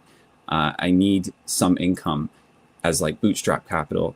And I really found that this space, I think there's a gap here where most of these coins are meme coins, but there are a few legitimate startups that are actually integrating the token properly and using it as a source of income to fund development. So it's like a flywheel that could actually work, and it doesn't require me sitting in calls with VCs just praying one of them takes the leap, and then getting demotivated when you spent a week talking to venture capitalists and then you're just still broke. And I don't want to get a job because I want to be building my own products in this. This is the golden age right now to be building. If you're a founder, now you want to be building because the tools are amazing and there's so much opportunity still left. I don't want to be like, give in and go get a job. I want to be building something. And I just feel so lucky that I have something that already has so much traction like VoiceBox. So I want to have this conversation, and it's not even directly about VoiceBox, but just in general about token structures and like what this is going to unlock in the future. You're someone who's raised VC in the past. You said, look, I'm not ready for VC, but I want to launch a token. Do you think launching a token to help bootstrap funding, bootstrap distribution in the early days is going to be something we see become much more common in lieu of like a friends and family round or some very early stage round? Do you think we just start seeing more of this? Because we have started to see this in the case of something like Kled, which Avi Patel launched, or there's other cases here and there, but it was very uncommon. Now it's a bit more common, and we're actually starting to see, okay, well, there's token structures now to where this token can be valuable, maybe represent safe agreements or equity in the future company. Do you think we start seeing this become more common as I guess we progress and people adopt this standard more often?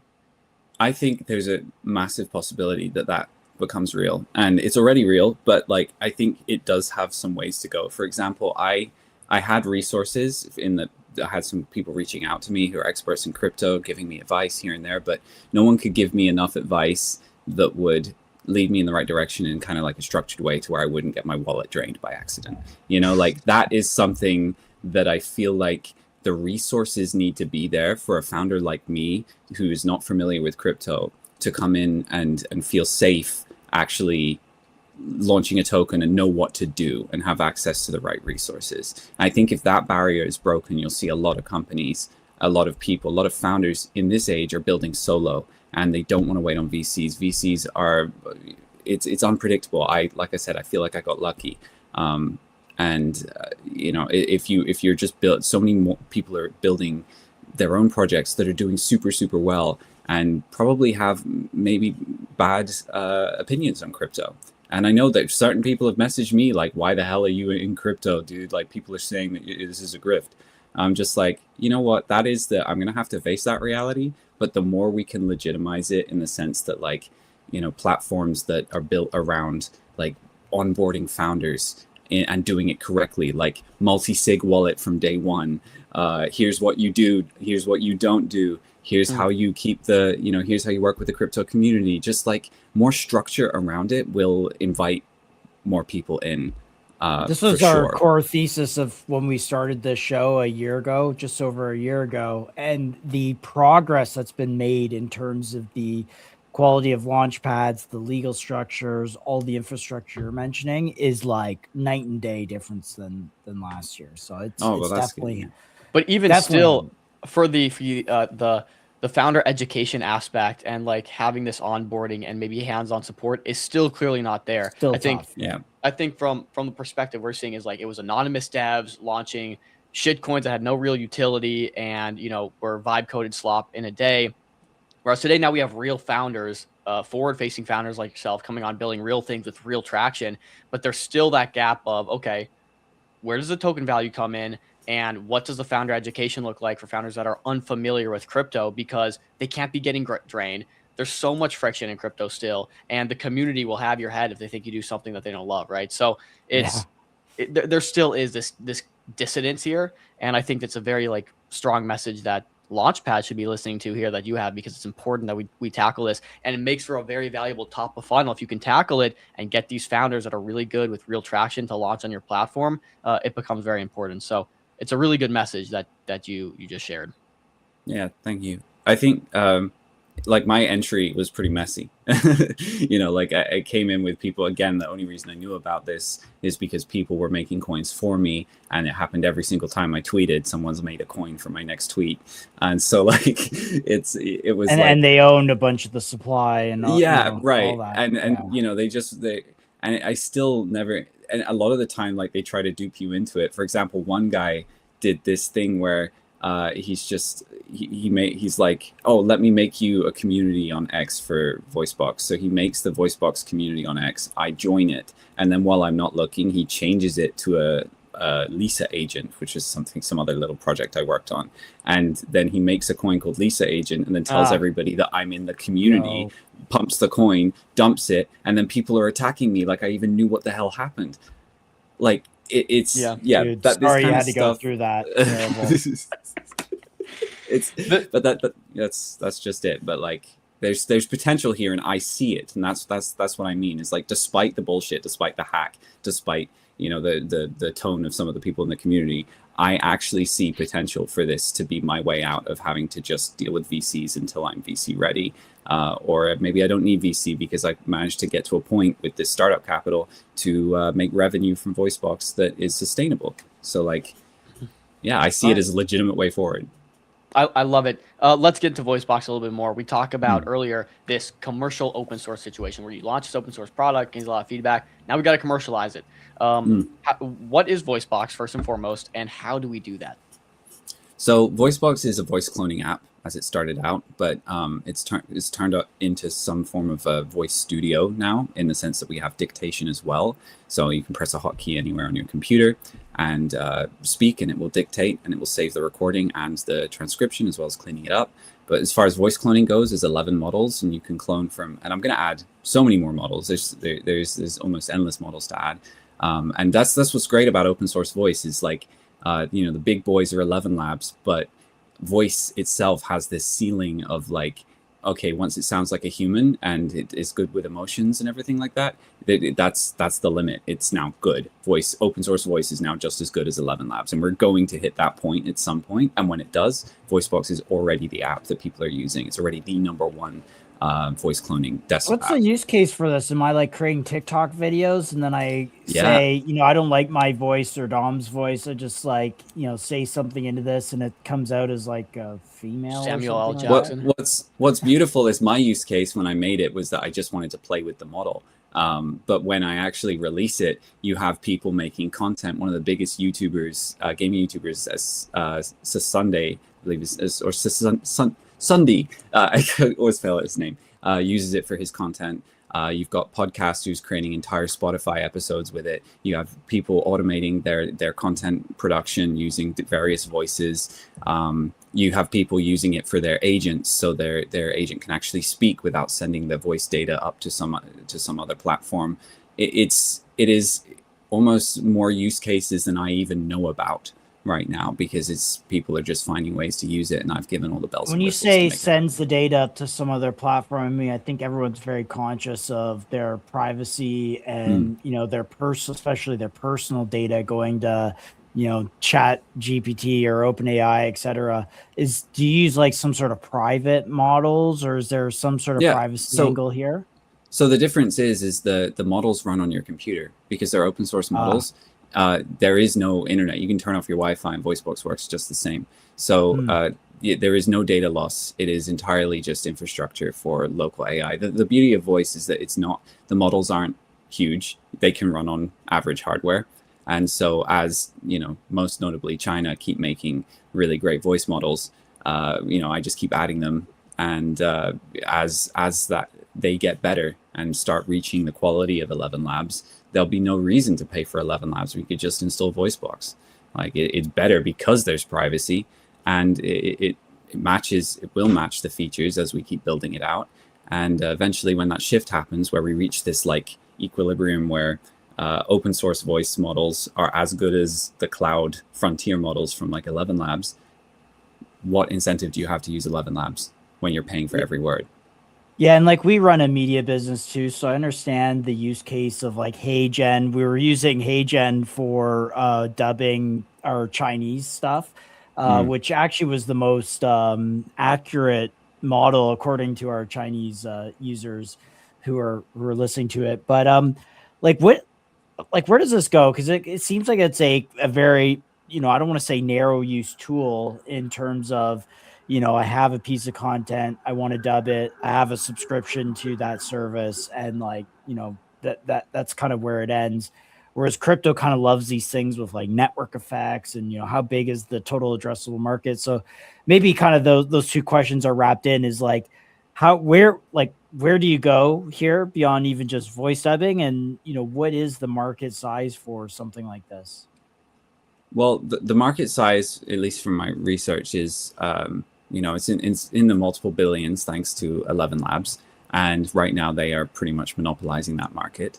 And I think that it extends even farther beyond that, because it's there is the privacy conscious kind of area as well. Yeah. And so I think that the market is only going to be increasing as more and more people need voice. I mean, voice is one of the major categories of AI, right? You've got LLMs and reasoning, and you have image generation, you have transcription. And fun thing about transcription is before Whisper, there were a lot of Whisper's the kind of de facto transcription model.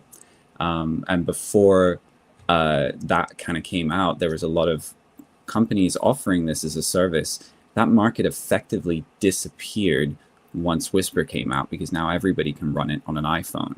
Like it's a lightweight, tiny model, and it just works. So like, what is the need to actually pay for the compute to do transcription when it's minuscule compute that you can run on anything?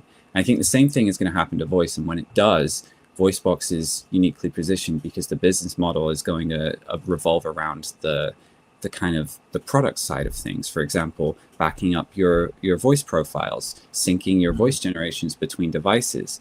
If you all do things need cloud you've done inference, before.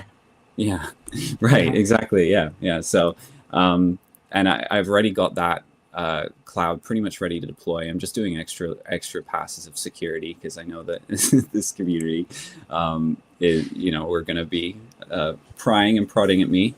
So I want to make sure it works really well. But so yeah, and far, that's actually a big use case for us. Is like we use StreamYard, obviously, but the cloud editing part of it is really important, and kind of like they have like a AI clipping system, and it's like you almost need it to be cloud based because you have contributors too that then hey, I'll just add your email to the account and then they have access. So there's a lot of benefits. Is that how you kind of see the cloud service being used? For sure. Yeah, for collaboration, absolutely. And I think that like as we start shipping kind of feature parity with the 11 Labs and get to a point where like, pretty much everything they can do, we can do. That just the fact that, it is able to be used and without the cloud. And then, when the cloud is needed, it's used. I think that kind of balance is like, it's more flexible. And I think it's well positioned for, with already the amount of distribution that it has to be able to offer additional features and maybe even a marketplace, something I've been working on. And there's another aspect to voice, and that is consent. And this is something I've been experimenting on, because if VoiceBox makes it easy for anybody to clone a voice, then maybe we should also be building the tools to help protect voices. And for example, I could give you consent to use my voice, and maybe that consent receipt could be on chain. And so I've been experimenting with how I could deeper integrate crypto into this to actually provide the antidote to a problem that I technically created, but I didn't create, because these voice models existed before I made VoiceBox. I just made it remarkably easy to use them. So this brings up a very interesting point. We know data licensing is extremely valuable. It's a humongous market, and it's very important right now for these AI labs. They cannot use data that's unlicensed, right? They can't. They're going to get sued. Yeah. And so you said something interesting. People are having their voices cloned, sometimes images cloned, right? People are like stealing from them in that sense. Maybe just elaborate on the data side of this whole thing. Maybe people can sell the licensing to their voice, or sell the licensing to a voice model like Samuel L. Jackson we had in here. If someone wants to create a short film or whatever it might be, what does that market look like? Obviously, at some point, there's going to be a crackdown where legislation is going to say you can't just steal people's voices, and people are going to start getting sued for it. And these big labs are going to be forced to license this data.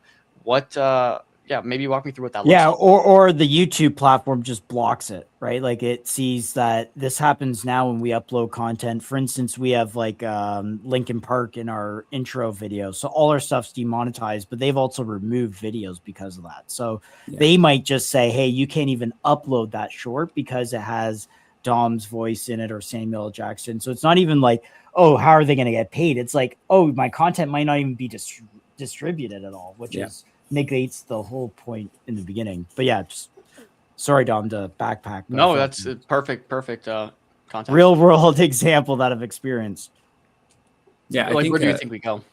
11 Labs have somewhat solved this problem already. They have a voice marketplace, and that allows revenue sharing for you to earn money from people using your voice. And I pretty much want to implement the same thing, except doing it in a little more of a somewhat decentralized way by using crypto as like or the blockchain for receipts and for consent receipts, where you could give your consent to somebody, and then that is like a certificate that's on chain that you can use it. I think things like that just kind of align with the more privacy focused aspect of VoiceBox, where yes, it does allow you to clone any voice you want to clone, but if you want to share that voice, publish that voice, or do it properly, and most people do want to do these things properly, then there is kind of like a built-in way with VoiceBox to be able to like find a person and get consent to use their voice, and then use the VoiceBox Studio app to actually create the content. And then for the cloud thing, there's also the another prototype I have of a Premiere Pro plugin, and I'm thinking plugins for all editors, because a lot of people are working with VoiceBox recordings within their editing software, and they're just exporting it from VoiceBox and dragging it in. Whereas in reality, you could just select a portion of your timeline, clone the voice, and then just generate a replacement or put it there, and like do that with total privacy. So I think there's there's so many opportunities for how VoiceBox can expand into more of just like this desktop app that is free and actually a full service. I mean, it's got a really cool name. It's got the distribution, and I think this part is slightly easier than before because I already have product market fit. I already have an app that people love, that people donate to. I get, you know, as it's growing and growing right now, and the crypto token's doing good, but like the donations are still rolling in. They're rolling in more now than they were before. Really? Wow. People just they love it. You know, like it saves them time. They don't want to pay for 11 labs, or they want the privacy, or they just, you know, they wanted something on their computer they can just play with without feeling like someone's watching them. So how do we translate this, right? I mean, again, Enjoyer mentions 500K visits monthly to your website. You mentioned the traffic. We saw the 40K GitHub stars. Like you mentioned, growth and distributions here. People are interested in this. People are using this. How does this translate into profitability, number one? And number two, where does the token come into play in this whole system that you've kind of thought up? Yeah, so the first integration is going to be giving the cloud service for free to token holders. That's like me getting my foot in the door and seeing like, okay, right, here's the first step of utility. I've been talking to people a lot about how sort of equity structures could look like, but that's going to require, you know, some research and planning to do correctly, because VoiceBox is under Space Drive, which is you know, a real company, and with real investors already. So I need to like make sure I do that properly. I'm not just going to rashly tweet like, hey, we're doing it this way. But that's something I'm exploring too, as well as with the marketplace and the receipts with voice consent. That's something that you know, it's not directly tokenomics, but I really like how Venice and Kled have handled their integration. You know, like buyback and burn on subscription revenue and that kind of stuff. And I know the Venice team since way before VoiceBox, so it's I'm very keen to, like, you know, pick their brain and see what they think. How do you know the Venice team? It was my previous thing, Spacebot. I actually one of the people at or that built one of the main libraries behind my my other project, Spacebot. Got a job at Venice, now works there, and then through him I met a few more of the team members, and I got a bunch of free credits. And I really love Venice because you know, they're again, it's privacy focused inference. I like the way that they have elegantly integrated a token into their product, and I think Venice and Collider to me are like the model examples of like how this should be done properly, and that's like my North Star. Like, I want VoiceBox to be the third one. Nice. when people mention. Nice. No, I love that answer. Venice was truly unique in the offering they had. I mean, there was so little innovation going on surrounding tokens until Venice kind of came along and said, okay, you can have a token that, you know, can be valuable because we can provide, you know, underlying utility and value in holding this token via inference. And then of course, Kled with their innovative model as well. That being said, what does the roadmap look like? I mean, you're working hard, things are going well. What are the next couple of weeks, months look like for you? Yeah, so the pretty much most of the things that I've been discussing in terms of these features, like the mobile app, the cloud service, the voice consent, these are things I'm going to be shipping incrementally in the next month or 2 months. Most likely the cloud is the first thing that drops because it's already working. I'm just polishing right now. And then the mobile app's got to go through test flight, get approved by Apple. I think that I do need to do a little bit better at social media, and I do think what is going to change at least is my kind of presence, and what, you know, I want to show my face more. I want to start making reels and TikToks about VoiceBox and the development. I'm actually leaving Canada in a while to travel, and I'm going to be basically just setting up a portable workstation with my agents where I can just talk and pull up the iPad and work on it, and I'm going to be vlogging all of that. And so, like, I want to kind of start from the beginning in a way, and just build up a personal brand around, you know, being a digital nomad, building a really amazing app that people already use, and yeah, just making great content. I feel like that is where I'm lacking right now. I just put up the odd tweet here and there, but how does MCG use VoiceBox? It depends. If you want to get an AI agent running, let's say an AI agent makes a coin one day, and which I think that's probably already happened, you could bring them on with VoiceBox and have them speak. But no, I mean, it depends. Like, if you're making content and you don't feel like doing your own voiceover, and you want to use any random voice with permission, of course. But there are some public domain voices. But I think there is a very specific market for it, and there are people that are Peak using MCG has always been Dom speaking Mandarin. All of a sudden, it's very good. It's very good.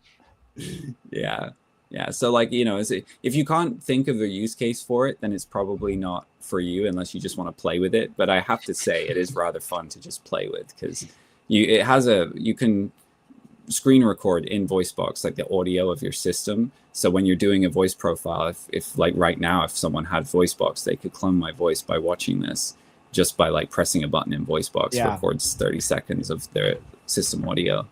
Well, the thing that's interesting about this is at the very end of this interview, you could flip a switch and be talking in a completely different voice, and you were just faking it the entire time via VoiceBot. Yeah, exactly. No, I'm actually have a British accent. Yeah, imagine. I am actually British, but whereabouts in I'm Toronto based, so I'm. Yeah, no. I'm in Vancouver. I've been here for 7 cool. years now. I'm from England, unfortunately, and I think my journey in Canada is coming to an end, because I'm just a little. Where are you gonna head next, do you think? Asia. Yeah. I think the digital nomads find residence. Yeah, for sure. And there's a lot of users for VoiceBox in pretty much every Asian country. So it's like, I feel like, and Space Drive too. I mean, like Space Drive, most of its users are in China. Bruv, lad. Do you want to demo the product for us? Is that yeah? Thank you, Crypto Jones, for prompting. Yeah, I guess I can do so.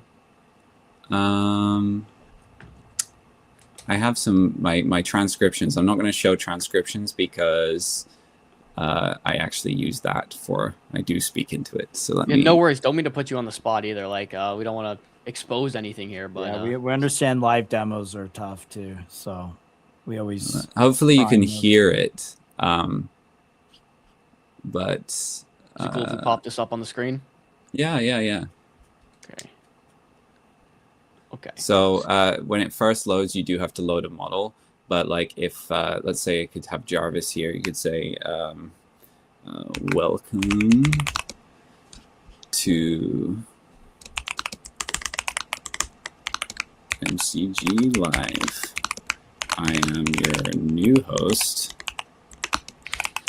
Jarvis. And then hit generate. So you've got a bunch of models you can choose from here. Some of them have different features, like oh, can you hear that? Probably not.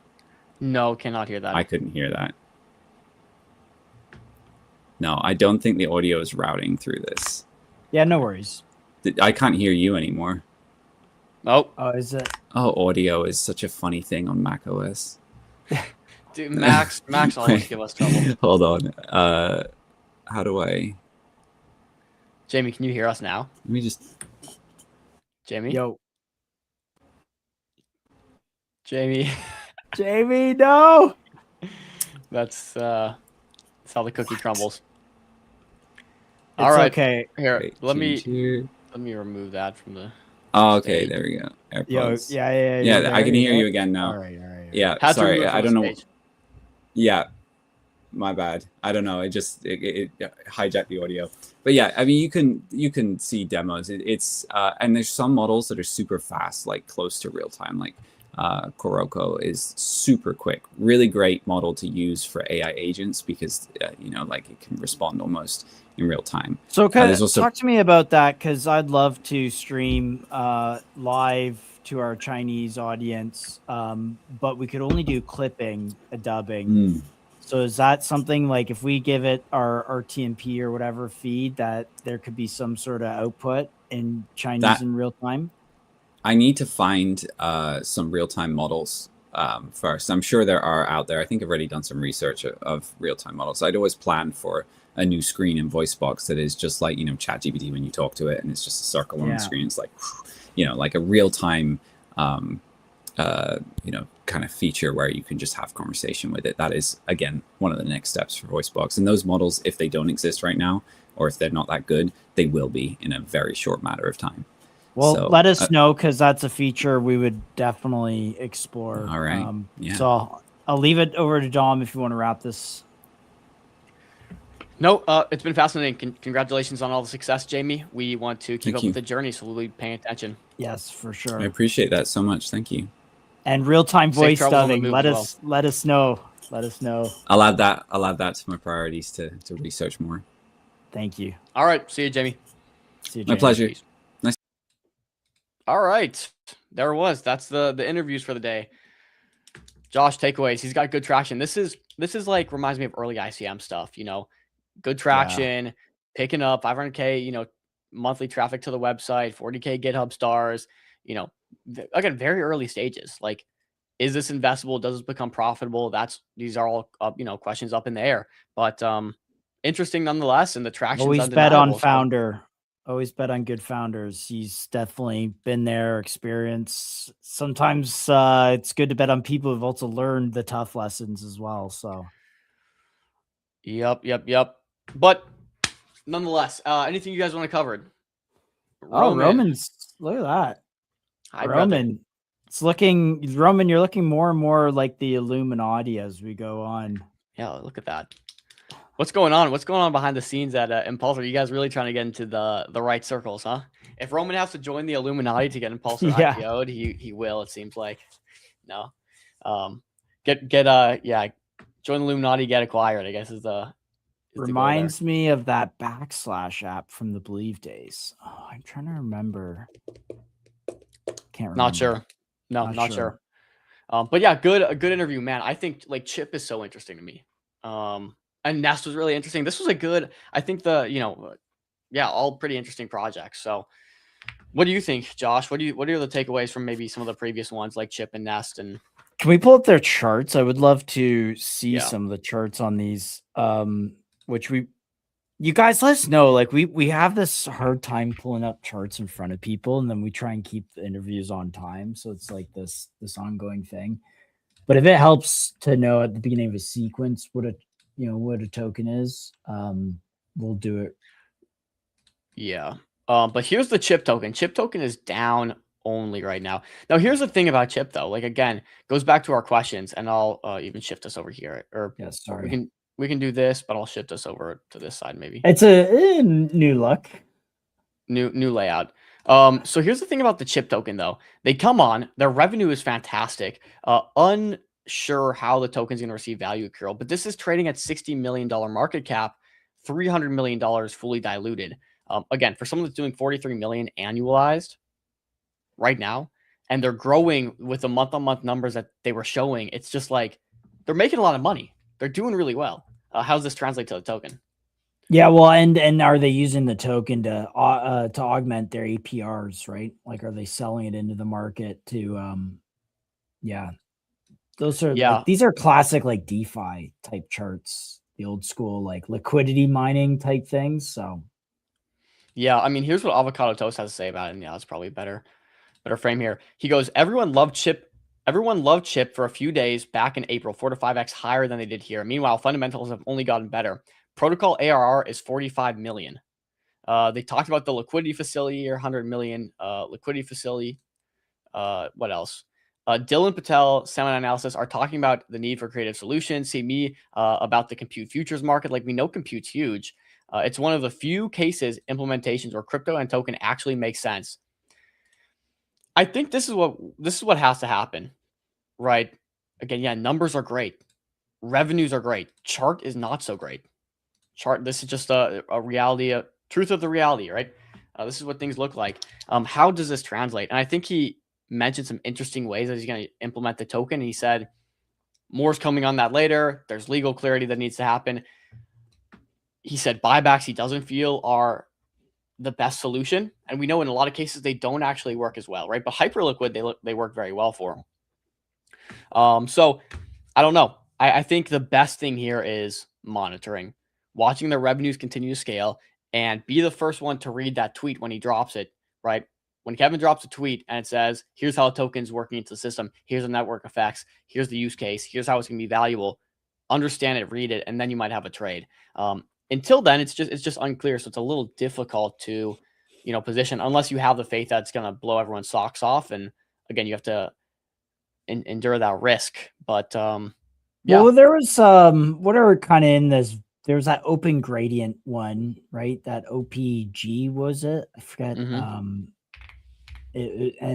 Game was talking about it quite a bit. Yeah, this one. How's this done? It's a $21 million market cap. That's the thing, is these are being brought to the market. Yeah, they're larger projects, right? 400 million TVL on chip, so nothing to be, shake your head at. I don't know. Yeah, but like, at what point do these get really, really valuable? I mean, like, this is trading at 21 million, 110 million FTV. Chip, like, if Chip just keeps grinding down here, which again, like, maybe it does. If Chip just keeps grinding down here, at what point does it get very valuable? Dude, I hate when that happens. It's like, bro. But like right now we're at 60 million market cap. How low do you go? Can you go to the flow, right? It's one of like, does this go to 30, 20, 10? Like at what point does it become like, all right, this is stupid undervalued? And if there's never value accrual, I guess at 0 is that answer. But like, I'm seeing a lot of these charts, bro. I'm seeing a lot of these charts, and it's like, we got a bottom at some point, So that's how I'm looking at Chip. I mean, that's how I look at something like Meteora as well. Like when we were trading Meteora at 40 million or whatever. This was at about $40 million market cap. The question was why? Like they had 40 million in the treasury. The revenue is still really good, but there's still some uncertainty around like the token's value and value capture method. Outside of Soju basically just saying all value accrues to the token. There's no equity. There's no split here. But like, at what point do they become valuable? And so there's a lot I think you want to add to your watch list. Meteora, Chip, maybe, that are doing really, really good revenue, maybe just uncertainty around the token. And when that certainty kind of comes into the market, I think these re-rate pretty quickly. But until they do, until you do get the certainty, I understand why it would just bleed indefinitely. Yeah, it's some exchange listings. I don't know, market making agreements can sometimes do funny things to charts. What was that? I'm trying to remember off the top of my head. Our second guess. Nest? Nest, yeah. Let's take a look at where Nest is at too. And again, very cool. Again, like what's the bet of Nest here? Nest is betting on the growth in equities, RWAs coming to Solana, and then them be able to capture that. Okay, we're gonna have equities on chain. Are people going to want to use these DeFi mechanisms to make their assets more valuable, right? Are we going to want looping? Do we want yield? Answer should be yes, obviously. Who's going to capture that? Is it going to be Nest? Okay, if you believe so, here's a token you can actually use as a proxy to that. So it's a very interesting. I think it is. It's kind of a beta to equities continuing to grow on Solana, as long as, of course, TVL scales with it, right? We need to see in tandem scaling, but yeah, what do you think about this? Chart looks pretty good. I actually really like this one a lot. Part of me says, should its market cap be higher than the TVL on the platform? And that I kind of have a hard time with. So there could be like another leg lower, especially if there's like a low catalyst environment and even majors pullback. But like if you got this at 1 to 2, I think you gotta take a look at it. And then there's just so much you can do with these tokenized things. This is kind of like the vision. Go listen to the Robinhood crypto guys thing. He talks basically what Nest is doing is what they envision and what their vision is for it. So I do like it. Yeah, no, it's directionally very correct. I think I agree with you though. Like for a token's market cap to be above the TVL, total value locked, of the protocol, it's tough. The only way you can make that premium makes sense is if it's scaling and growing quickly, which it is, right? It went from nothing to 1.4 in 2 weeks, right? So in the next 2 weeks, we can go from 1.4 to, 5. Did Ansem, when you said Ansem tweeted this, is there a tweet or something? What did he say about this one specifically? think he might have just retweeted their stuff. Let me. I mean, I can do Okay. some quick Yeah. DD on. If it's Ansem just tweets so much. I know trying to find this is going to be impossible. But yeah, let me. I mean, if you did a quick, I can link. All right, Ness. Hey, look. Yeah. Hey, Ness. Welcome back to the show. There. Yeah. So here All right, it let's is. see this. Look, he actually literally tweeted about it. It Wow. wasn't even a retweet. It was a quote tweet of their product. So the quote tweet was 2 weeks ago, there was no stablecoins backed by tokenized stocks. Today, NUSD lives on Solana, 120 users holding 588,000 TVL. Yeah. So again, like in tandem growth, Ansem literally quote tweets. Nest is cool and likely one of the best ways to get exposure to tokenized stocks meta occurring to Solana. I think so. Yeah, I agree with that statement. Again, like we need to see the numbers follow. Because if you think about where tokenized stocks go, like wormhole, they come in, then they got to end somewhere. So where does that value kind of like accrue or like capture? And the end of it is in protocols like Nest, right? Because that's where people deposit them and they're sitting in there. And then there's the dollar side of it too. So it's a good business. It's a good business. It's good business. Here, let me. He sent out some tweets. Let me get in the chat real quick and pull these up because I can't pull them up through StreamYard. Yeah, you Duck Squad, our StreamYard doesn't allow us to copy and paste stuff, unfortunately, but we're gonna get them. It's all good though. I got it pulled up here. Okay, so let's see the myriad of tweets Ansem had. Is my thing still up? Perfect. Yeah. Okay, Ness is cool and like, yep, we saw this one. Let's see. That would be sick is a comment. Look, he had okay. Duck came with the receipts. He had these stored away, man. Yeah. I love it. No commas posted about Nest, and I actually had a tweet of his up that I was going to talk about, but just visuals and talking through everything doesn't always work. But he said if Nest pulls off with Privy's new update, there's a lot more benefit at the protocol level, more stable TVL, and this was like a partnership that's very interesting to continue to monitor. And that Ansem said that would be sick. Again, so like here, I'll even read this out. Great tweet here. If Nest USD pulls off Privy's new update, there's a lot of benefits at the protocol level. More stable trade, total value locked, more retention, higher SN USD adoption, adds real life spending, borrow against stock, spend in real life. This is pretty cool. Yeah. This is pretty cool. The same feature you would get when you take a loan against your IRA. Insane. New potential rev stream for fees shared with Privy. Looking to become a full RWA stack on Solana. Yeah, that would be sick. I agree, Ansem. And look at this. He's literally shilling under tweets. Can I use on-chain stocks, Ondo X stocks, etc. as collateral anywhere yet? Let's say I want to hold S&P 500 at Nest USD. Yeah. I mean, what's even crazier, and this is like a future kind of vision potentially for Nest if you're listening there, Ducks. But like if you were kind of building this infrastructure out, it's battle tested, it's working really well. But in the future, front ends and other neobanks, et cetera, plug into the underlying borrowing and liquidity system that you have, or the lending and liquidity system. I think that would be really cool as well. So Nest is obviously a front end for your own product, but you could then allow, I don't know, Avicii or whatever, neobank. I don't even know if Avicii has on-chain trading, but Karma Wallet, for instance, to then do the same thing right through their front end. Right. Which we didn't ask. Like so we did, Duck, if you're working on this. Oh, did we? Yeah, we talked about a white label. Like, I mean, that's white. Yeah, white label. Yeah. Yes, that'd be very cool. I think like that is pretty much next steps. If this infrastructure is like they're the only one offering it right now, if people want access to this, which they should implement it, they're gonna either have to build their own out or they can just implement Nest. And we've seen that be very successful for things like Hyperliquid, right? It's a big driver for Hyperliquid. So yeah. But yeah, so very cool. Dom, talk to me about ETH. So guys, if you didn't see recently, I put out a tweet saying I found myself again buying ETH. Right. Yeah, we're working with some smaller teams on integrating. Perfect. Yeah, that'll be a good test case. As you guys saw, potentially, I tweeted out, I find myself again buying ETH. Okay.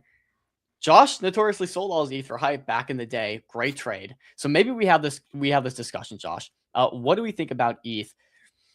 Yeah, look, I'm buying because I need to get exposure for Robinhood. So I guess in that sense, if Robinhood gets a ton of exposure and people need to buy, bridge, whatever ETH for Robinhood, I guess let's do this, Dom. Can we pull up an ETH chart? And then what I want to also pull up is what's that major Bitmain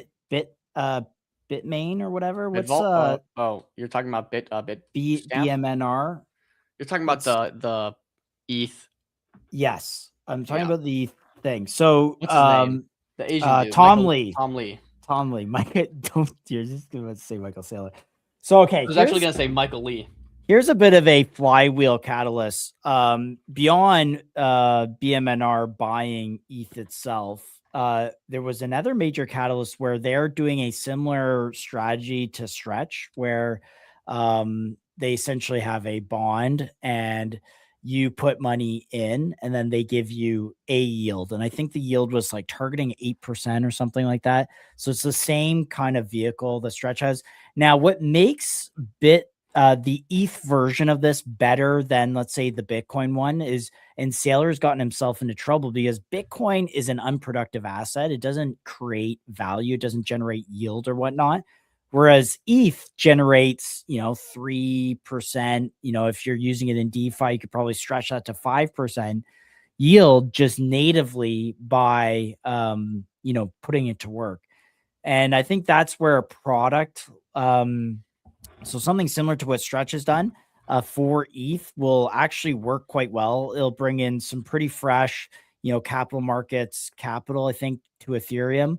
And what it takes, like 32 ETH to run a node, or yeah, 32 to run a validator. But that's not, they're not necessarily doing a validator. This is just to buy more ETH, right? So he's got I think 3 and 4%. He wants to get to 5 and probably wants to get closer to 10.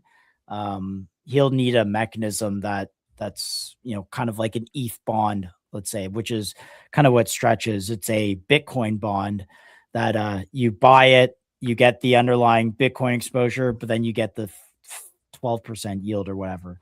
So anyways, that's really interesting. And so what does that do for ETH price? Like if you pull ETH up, I mean, this looks like you got the liquidity sweep, liquidity sweep of what the 2022 cycle there, or 2023 bottom. And yeah, I'm pretty, it's 2024. Yeah, we didn't quite get there either. Yeah, but it might not, right? It actually might not. So no, I mean, but I will say this is the strongest. I mean, looking back, I mean, we're up 5.5% on ETH. We haven't seen a single 5.5% candle. I mean, we obviously had the, this candle bouncing off the lows, but outside of that, I mean, few and far in between, we've seen this kind of strength on ETH. And I would say, obviously, coincides with just generally being green for Bitcoin. But why is ETH leading today rather than something else? I think it's because of Robinhood. Yeah, to be honest. Now I don't know. ETH is a very big asset. No, but that's like the second, if not the first, and then yeah, but that definitely is a big one. Yeah, I mean, look, think about it like this. How I'm feeling about ETH right now is how I'm thinking about Solana. Right, when Trump came in, we saw Solana went from, and this is right back here. Solana went from $169 a sol. Take me back to $300 a sol. Right, Donald Trump was enough of an onboarding event for one Trump coin, Trump and Melania too, I guess you could throw in there, from one coin to top Solana and bring it from $170 to $300. Okay, I mean, Solana pushed in this 1 week 75%. Okay, oh my goodness, it pushed a lot. Now ETH is a much bigger asset, but if we do have meaningfully full adoption and we get a bull market coming back, of course, ETH is going to follow suit with that. But if that happens on Ethereum's L2, right, on Arbitrum, on Robinhood, people are going to have to buy ETH to transact, and that's, ultimately going to cause the price to pump to some extent. And I understand it's a big asset, so it's not like this is easy to do, but it did happen. Here's an example on Solana. One person, mass onboarding event, people scramble, they bridge, they do whatever to buy Solana so they can buy the asset, the Trump asset. We got a 75% pump. And again, that was very top. I mean, it was the top. Very different situation here, but if people are piling in, is all I'm saying. If people are piling into an asset to buy Robinhood tokens, that could cause Ethereum to outperform for a little bit. Okay. And then if we get on-chain season happening on Robinhood, Ethereum's the underlying asset there. So like, I'm less bearish on Ethereum now than I was a little bit ago. Again, we're at these low levels. I think Ethereum by nature is going to have strength in a bull market because, it's the big three, right? Bitcoin, Ethereum, Solana. And I think, maybe even BNB you could throw in there, whatever. But I think, yeah, Ethereum naturally is going to have some strength. Maybe it doesn't blow off all-time highs, but I do think it's probably going to be strong as long as Robinhood succeeds, especially if that coincides with a local bottom, which we've been talking about for pretty much since we made close to a bottom or a bottom on Bitcoin. So yeah, I do think general crypto, we're at or around a bottom. And I think ETH is going to get some influx of trading, of course, because of Robinhood. So yeah, I don't think I'm like major bullish. I'm not like stacking all my everything into ETH, but I'll allocate some to ETH for base and for Robinhood and trade there. Yeah, and if Robinhood picks up, I guess ETH is going to see some of that, right? Yep, I tend to agree. And yeah, this is like another point. Lots of people finally, after 3 years, 4 or 5 years of ETH just getting beat down, they're just like, all right, cut my losses. I'm moving to Solana. And so they bridge, they sell, whatever. Those same people that are maybe on chain on Solana now, or maybe off chain completely, but know what Ethereum is, see everything running, like they're going to come back on and they're going to pile in. And again, how meaningful is that? Does that move a big asset like Ethereum a ton? I don't know, maybe not, but it could lead to outperformance for the time being. And you have to be able to switch theses here, right? For a long time, we're all hating Ethereum, rightfully so, but you have to be able to realize this because when you're early to the shift in a trend, the goal is not catching the bottom, it's catching the bulk of the move, right? And if this thesis is true, you can still get in here and catch the bulk of the move up for Ethereum. Okay. And again, it's not timing bottoms and timing tops, it's catching the bulk of the move. So do people come back to ETH? Do people shift and rotate into ETH? Do buyers come into ETH from Robinhood? Does Robinhood have enough onboarding event to bring attention back to ETH? Potentially. And as long as they do, ETH becomes an interesting bet. And so right now that is the case. If next week Robinhood's dead, the thesis for Ethereum changes. Again, I like DeFi though. Like I will say, what's cool about this cycle, I think, is that like people are going to go out the risk curve more on DeFi than they will in previous. What I mean by that is, in the 2021 cycle, ETH went from 100 to $4,000, right? So you could get that 40x, and people were like pretty into that. And previous cycle to that, ETH went from $9 to $60 or $70. I just think it's you could see a good renaissance in these DeFi alt tokens coming back. And I see a lot of them are green on our screen. Yeah. But like liquid, like Uniswap, yeah. Uniswap is one that I think is a huge potential. Like, look at this chart. Like, do you want to buy Ethereum at $1,800, or do you want to buy this if you have $1,000? Right? Do you want the lore on Uniswap too?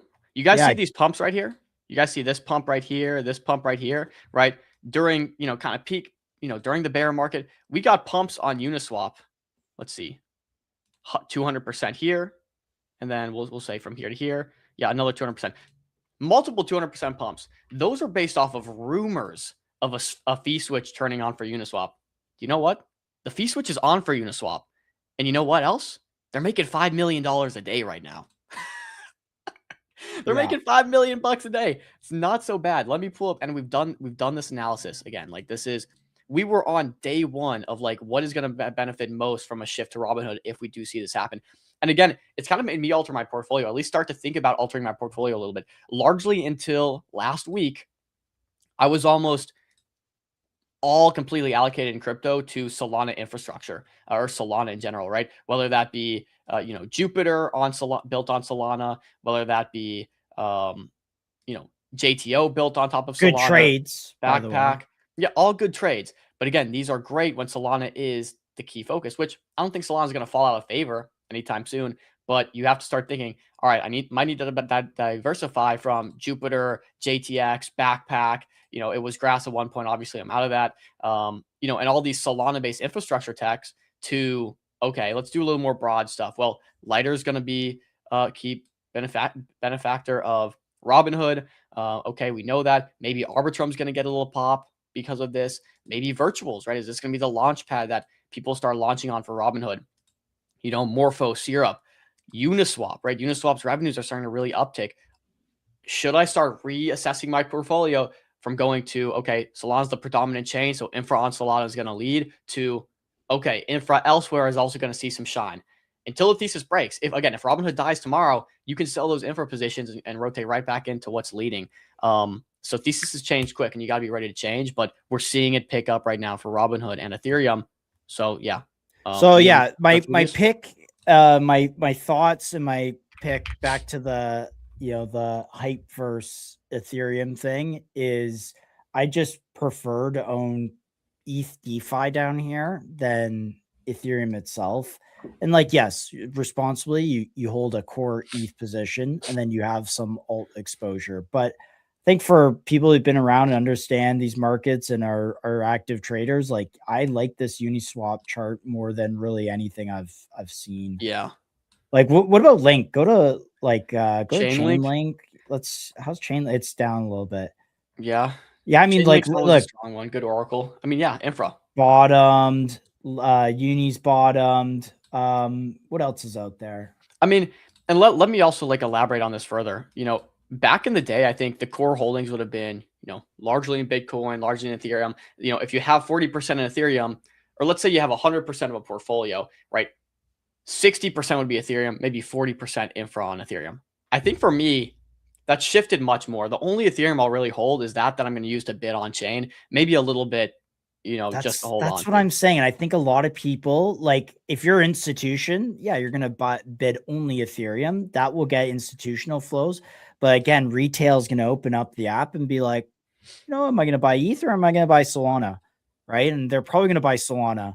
And, you know, if you're saying, look, I'm more sophisticated, I'm a little more right curve, I'm probably going to buy Uniswap because I get that I need a little bit of, I don't want to say leverage, but built-in leverage. Like I need a little asymmetry, right? So I think you get that with these DeFi tokens that are now, remember, guys, the whole premise of DeFi and the revenue share thing has been illegal for so long, but literally in 4 days, actually, this was one of what I wanted to cover on the show. Cynthia Lummis said that for the next 4 weeks, they are open to voting on the Clarity Act. Like it could happen in days, could happen next week, could happen anytime in the next 4 weeks, but it will happen. She said that they are going to push this thing through. The president tweeted out. Remember, not to interrupt you, I want you to finish, but remember how the ETF happened too, right? It was like talks for all this time, and then it just happened. Like this is how this legislation happened. It drags, and then one day SEC, what is a security versus non-security? All of a sudden, it was a blog post on their website. You know, like so. Actually, can you search Clarity Act just on things? Senator Lummis had a you want me to pull up Kathy's tweet or just sure? Yeah. Anyone Kathy, who's reputable who's talked about it. Lummis, what's her fucking Twitter? All right, I'm just gonna pull up Clarity Act. Kathy Lummis? It's Cynthia Lummis. Is it? Oh, it's not Kathy. Yeah. No, it's CY. Here, I do have. Let me see. All right, you got it. All right, I did, but I did some due diligence. Yeah, so no, I think I'm aligned with you on that. Like bidding the infra on Ethereum and like be ready to switch, guys. It's been 1 week, but know the positioning you're in. It's like it's been 1 week. If this picks up, you're very early to a trend. Very early to a trend. You don't have to try to bottom ticket. This is the trade here. It's not bottom ticket. You're early to a trend. And if it dies, and next week we have no more Robinhood chain, no one's using it, you sell. Okay, so your thesis should be very fluid here, but understand where we are in the life cycle of this thing. So I agree. Here we go. Let's just listen in, guys, because as soon as this flicks, I think you see Uniswap could is that bottom? Really... Is that bottom? I don't know how to feel about the Clarity Act. For me, I'm just watching it right now as a big nothing burger. But is that the bottom, right? I think you need a few factors. Firstly, we have to have a bad market. We have to be in bottoming territory, which we are. And then maybe this big catalyst comes. Is the Clarity Act that catalyst that puts the bottom? virtually every day for the last 10 months to get this bill in the condition it's in today. And we're ready. So we will be introducing in the next few days. We're going to be in session now for 4 straight weeks. It's very important that we get this bill across the finish line before the August recess begins, so we can make the markets aware of the stability that will be provided to them if they remain onshore in the United States to do business. This is a pivotal time for the industry, and we want to meet their needs. We also want to meet the needs of law enforcement with regard to preventing illicit finance and provide consumer protections. We think we've accomplished that goal with this bill. It's been arduous, but we're ready for prime time. Absolutely. So is it fair to say this bill will be it will be on the Senate floor the week of July 20th? Well, I expect it'll be that week, but considering the important things that we have to deal with in these 4 weeks, Senator Thune will make the final decision about which week to bring clarity to the floor. We're voting today on the motion to proceed to the National Defense Authorization Act. And as you know, we've got issues with Save America to deal with and other things as well. But Senator Thune is well aware of the importance this bill provides for market stability for digital assets. So I think he'll schedule it this. Yeah. All right. I mean, it's clear as day that this thing's going to happen very, very soon. And so back to your Uniswap thing is like, it's been technically illegal to do all the things we wanted to do, like revenue sharing, all this kind of stuff without it. So, you know, look, these businesses have been building for a long time. They're well entrenched. They have deep moats. There's now they're technically legal businesses. All of a sudden, this is a real business model, not just like a crypto made up business model. I think it goes crazy, to be honest with you. I wouldn't be surprised if the market just instantly starts to reprice some of these things and new capital comes in because they're investable. Yeah. Also, like, now there's going to be a lot of operators that have thought about this. What changes when the Clarity Act comes, right? And that's the question. When we get the Clarity Act, do we see, all right, we've been planning for this, flip the switch, now our token's valuable in this, and this way? Or is it, okay, Clarity Act's passed, we didn't know if that was coming, now we're going to start thinking about the token in a different way, and then 3, 4, 5 months down the road, we start to get some interesting tokenomics out of it. I think there's a handful of people that have thought about it, and it switches. Clarity Act, okay, we're game. Others, we're uncertain what Clarity Act's going to look like, what's going to be passed in the bill, blah, blah. So we're holding off. So I think in maybe night and day, it's going to be a night and day change. It'll be like when the ETS were randomly announced or something, or finally got announced. It was just such a big like enthusiasm, and it drove Bitcoin from, you know, sub 40K all the way through to 120, like Bitcoin 3x on a huge asset, right? So yeah, it's, you know, it's going to be one of those. Forgetting what it's like, man. We are, bro. This is what I'm saying is like people have forgotten, and they right now, like, go to Polymarket. Can you pull up Polymarket Clarity? Let's see what the market is saying on the probabilities. And Polymarket, you're gonna have to sponsor the show if you want to. Yeah, you know, honestly. if you want us to release this. No, but here, I'll pull it up. So let's see. Clarity Act. You can pull that up too whenever you get a chance. Of course, it's going to lag, so bear with me here. Anytime the old data feed gets on MCG, it's just your computer's just... I mean, there's a lot going on Polymarket too. Yeah, all right, that's all good. Just took a second.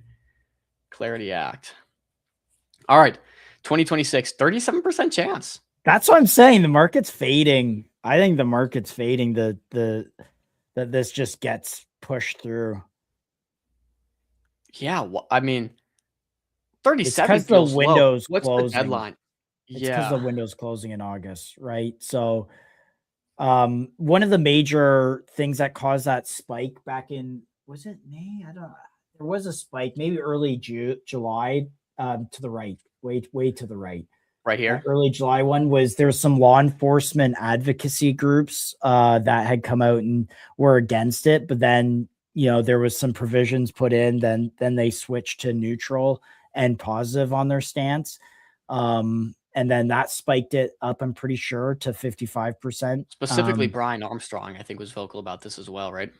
Yeah, I don't. It was it was something, the sheriff something of America or whatever. But anyways, you need those kind of dominoes to fall, and slowly everyone says, "Look, we've invested so much time and effort into this thing. Everyone Sunken wants cost us. fallacy. If we bills. if we don't pass this at this point, like we're gonna look like idiots, and the people are gonna just revolt. So." Yeah, it's an interesting one. 37% chances. And again, you think this is low because August is the deadline here? Yeah, I mean, this is a time-based, situation. So often these, people start pricing the time in. Yeah. But I think it does get passed. So is this a trade, Josh? 37%? I don't know. This one I'm not sure. It's like a coin flip. Coin flip's 50-50, Josh. So there might be some upside. Nonetheless, I think it's mispriced I think you got at least 50%, I would give it. But hey, who am I to say? Who knows? So anyways, at the end of the day, even if that doesn't get signed, I still think your downside is, I don't want to say limited, but if it does get passed, your upside I think is pretty big. Yeah. I mean, your downside is this is this for the next 4 or 5 years. Like we trend down, I mean, here, let's see how much we're down. And it's probably actually a lot more than we think. So let's say you're in this, right? Yeah. So you trend down 40%, maybe over the next 4 years, and you churn forever is like the downside. Upside being Clarity Act passes. Okay. Uniswap, is actually now making $5.5 million a day. This is actually valuable. The fee switch is on, blah, blah. We can now make this equity. Okay. This reprices, to a $10 billion. Yeah. Like just think about what this disrupts, right? Like it disrupts the entire clearing, settlement, and trading of securities, right? Now it doesn't matter if it's an ERC20 meme coin or ERC20 token of SpaceX. It's now traded. It's just such a huge industry that hasn't been able to do anything. And, the people invested in those things haven't been able to do it because it's, it's not legal technically. It's just, I just think it's so, yeah. Oh, what's this wizardry that you've done? Oh, well, this is the Bitcoin stock to flow model. Which the old stock to flow the old stock to flow, which has been working still to date extremely accurately, I will say. And I wish the color showed up on this chart, because when you're looking at a stock to flow, which has historically never failed us, and I, notoriously said, I don't really subscribe to the stock to flow model right now. I think fundamentals have shifted. And we did actually end up topping right when the stock to flow would suggest we top, again, which is proceeding by 1 month every single cycle. Right. But you want to start buying around this deep red area, getting to red and then deep red area, right? So getting to red and deep red area. I wish this was pulled up here because I can't see it, but I think like from a time perspective, we're in that, orange shifting color, where we're starting to get to a potentially good time frame bid zone if you follow the stock to flow model. And the stock to flow model, and they have stock to flow models for everything, gold, silver, like whatever. But the Bitcoin stock to flow model is simply a model based off of the emissions schedule and the halving cycles. So that's Bitcoin. Nonetheless, like you look at Bitcoin, like we look like we're in a good spot, man. I mean, from we're down 50%, previous all-time highs, which by the way has been. Do you remember when Jones Rida came on our stream and just said, "Sell it all"? Called it perfectly, yes. But that, I mean, look, back at previous all-time highs, down 50%, in a strong area where clearly accumulation has happened in the past. All-time low sentiment.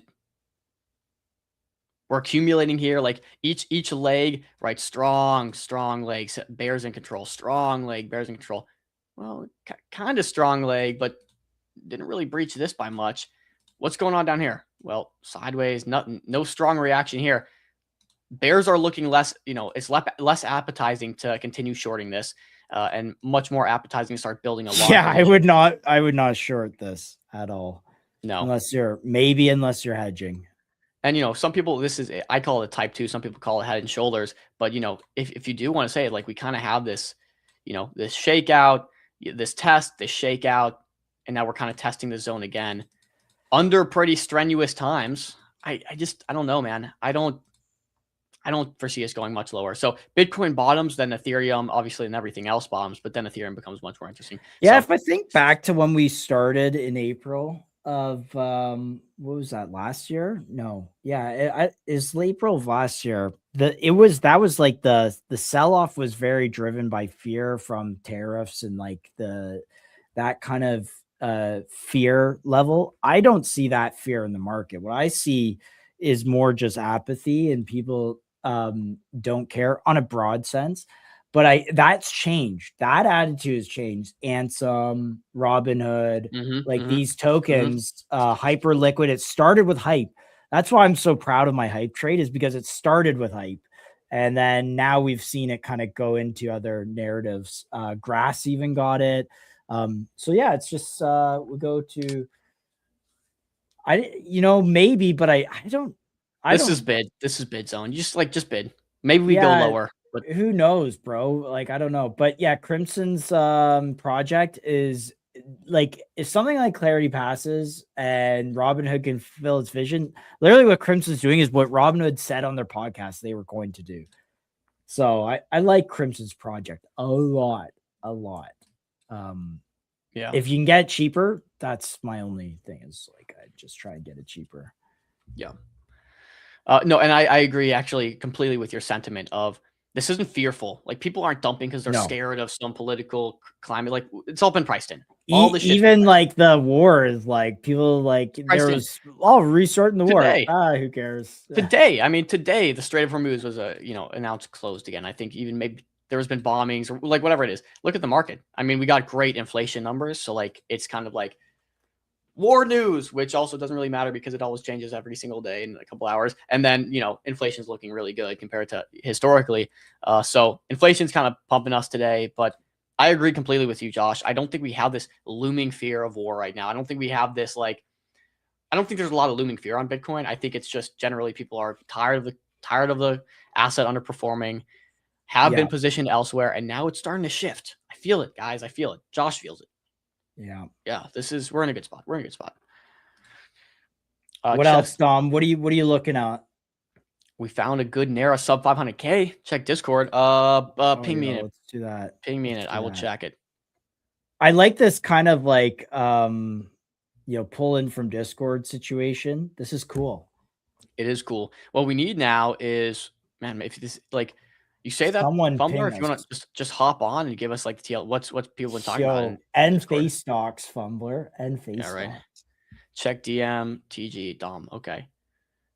It's like good sub 500K Nara live on Discord. It's like every Nara in the trenching channel is sub 500. Yeah, right. Not everyone, but just which one. Yeah. So get Fumbler, if you want to bump me on what exactly you're referring to, I can talk about it.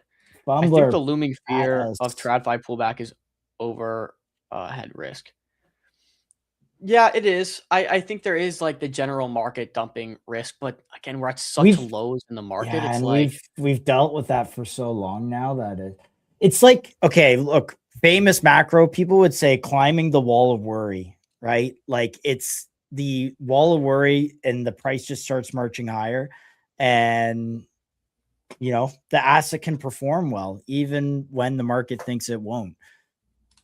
Yeah, my biggest fear right now is shifting from on-chain risk and portfolio risk to, am I positioned, should I start moving some of my Solana stuff to Robinhood? Am I positioned on the right chain? Like, what wins harder? And am I positioned right for the leg up? That's where I'm much more focused on right now than, if I deploy this capital, on Bitcoin or Solana or whatever. What was your take from yesterday that Robinhood is like, it's done? And Solana, everyone's gonna focus back on Solana. I saw that was the title. I did not have that take. Did not have that take whatsoever. Did Chill have that take? I don't think she'll have that take. I think we're both pretty aligned on the sense of like Robinhood could seriously disrupt something, and like you don't want to bet on the guys that have been created the largest retail finance app in the world when it comes. People say, okay, well, it's going to be a corpo chain, and they're not going to know how to deal with the trenches, deal with the people. It's like, guys, I hear you. We've been burned. Brian Armstrong base, they're not doing it great. They're like another AVAX, another whatever. Well, again, the largest retail financial app in the world seems to have a knack for catering to the average person, to retail, to degenerates. So I do think I think they're going to figure it out. I do like Robinhood. I don't know if it like how long it takes, but I'm watching. Like, I'm not bearish Robinhood chain. I'm not. I'm very bullish on what it brings. I'm very bullish on the onboarding event it brings. Even I think it's a rising tide lifts all ships. So even if Robinhood does get like lion's share of volume and attention, I think it still is good for Solana. At the very least, it brings everyone on chain, and when there's that moment for Solana, they all come running. All right. Look, I don't fade Top Fumbler. Because this guy has had some calls. So here's the CA that they're referring to on I dropped in 5 if you want to. Very few people we would do this for, but Top Fumbler has proven himself. All right, I'll pull it up. Let's see. You want to read out this thesis, Josh? If there is a thesis, so coin launched on long.xyz. It called AI Artificial Inu, which is mega normie friendly. It's paired with NVIDIA, so it's good on Robinhood. So you get exposure to AI via NVIDIA at the same time. If you can elaborate, Fumbler, on that, that'd be great. Okay, it's a meme coin. Is this a meme coin? Is this? Oh, I mean, Phil's popping in here, so we'll let him, if he wants to come up, he'll message in the private chat. Maybe he's doing housekeeping. Oh, speak of the devil. Speak of the devil, and he shall appear, gentlemen. Joe, we got raped, dude. We got raped on. Dude, I figured I'd just pop on here, man, real quick. Yeah, we got totally waxed on that Noxa. Should we cope? Should we vent about it a little bit, Jill? Yeah, all right. Let's get 2 clips. Let's get 2 clips in real quick. Let's get the Noxa reaction clip. Let's get the story, and then I wanna break down. I want to get a clip on Top Fumbler's thing, because I think this could literally be the best of like a crypto stock crossover. And guys, you know it because this is the guy right here, Cash Cat. I'm trying to point to him. I can't point to him. Cash Cat. There you go. 150K, baby. So let these guys cook. Go ahead, guys. All right. So first, Noxa. Man, I don't even know what to say. What a true fumble by the Noxa team. I mean, you basically making $2 million a day.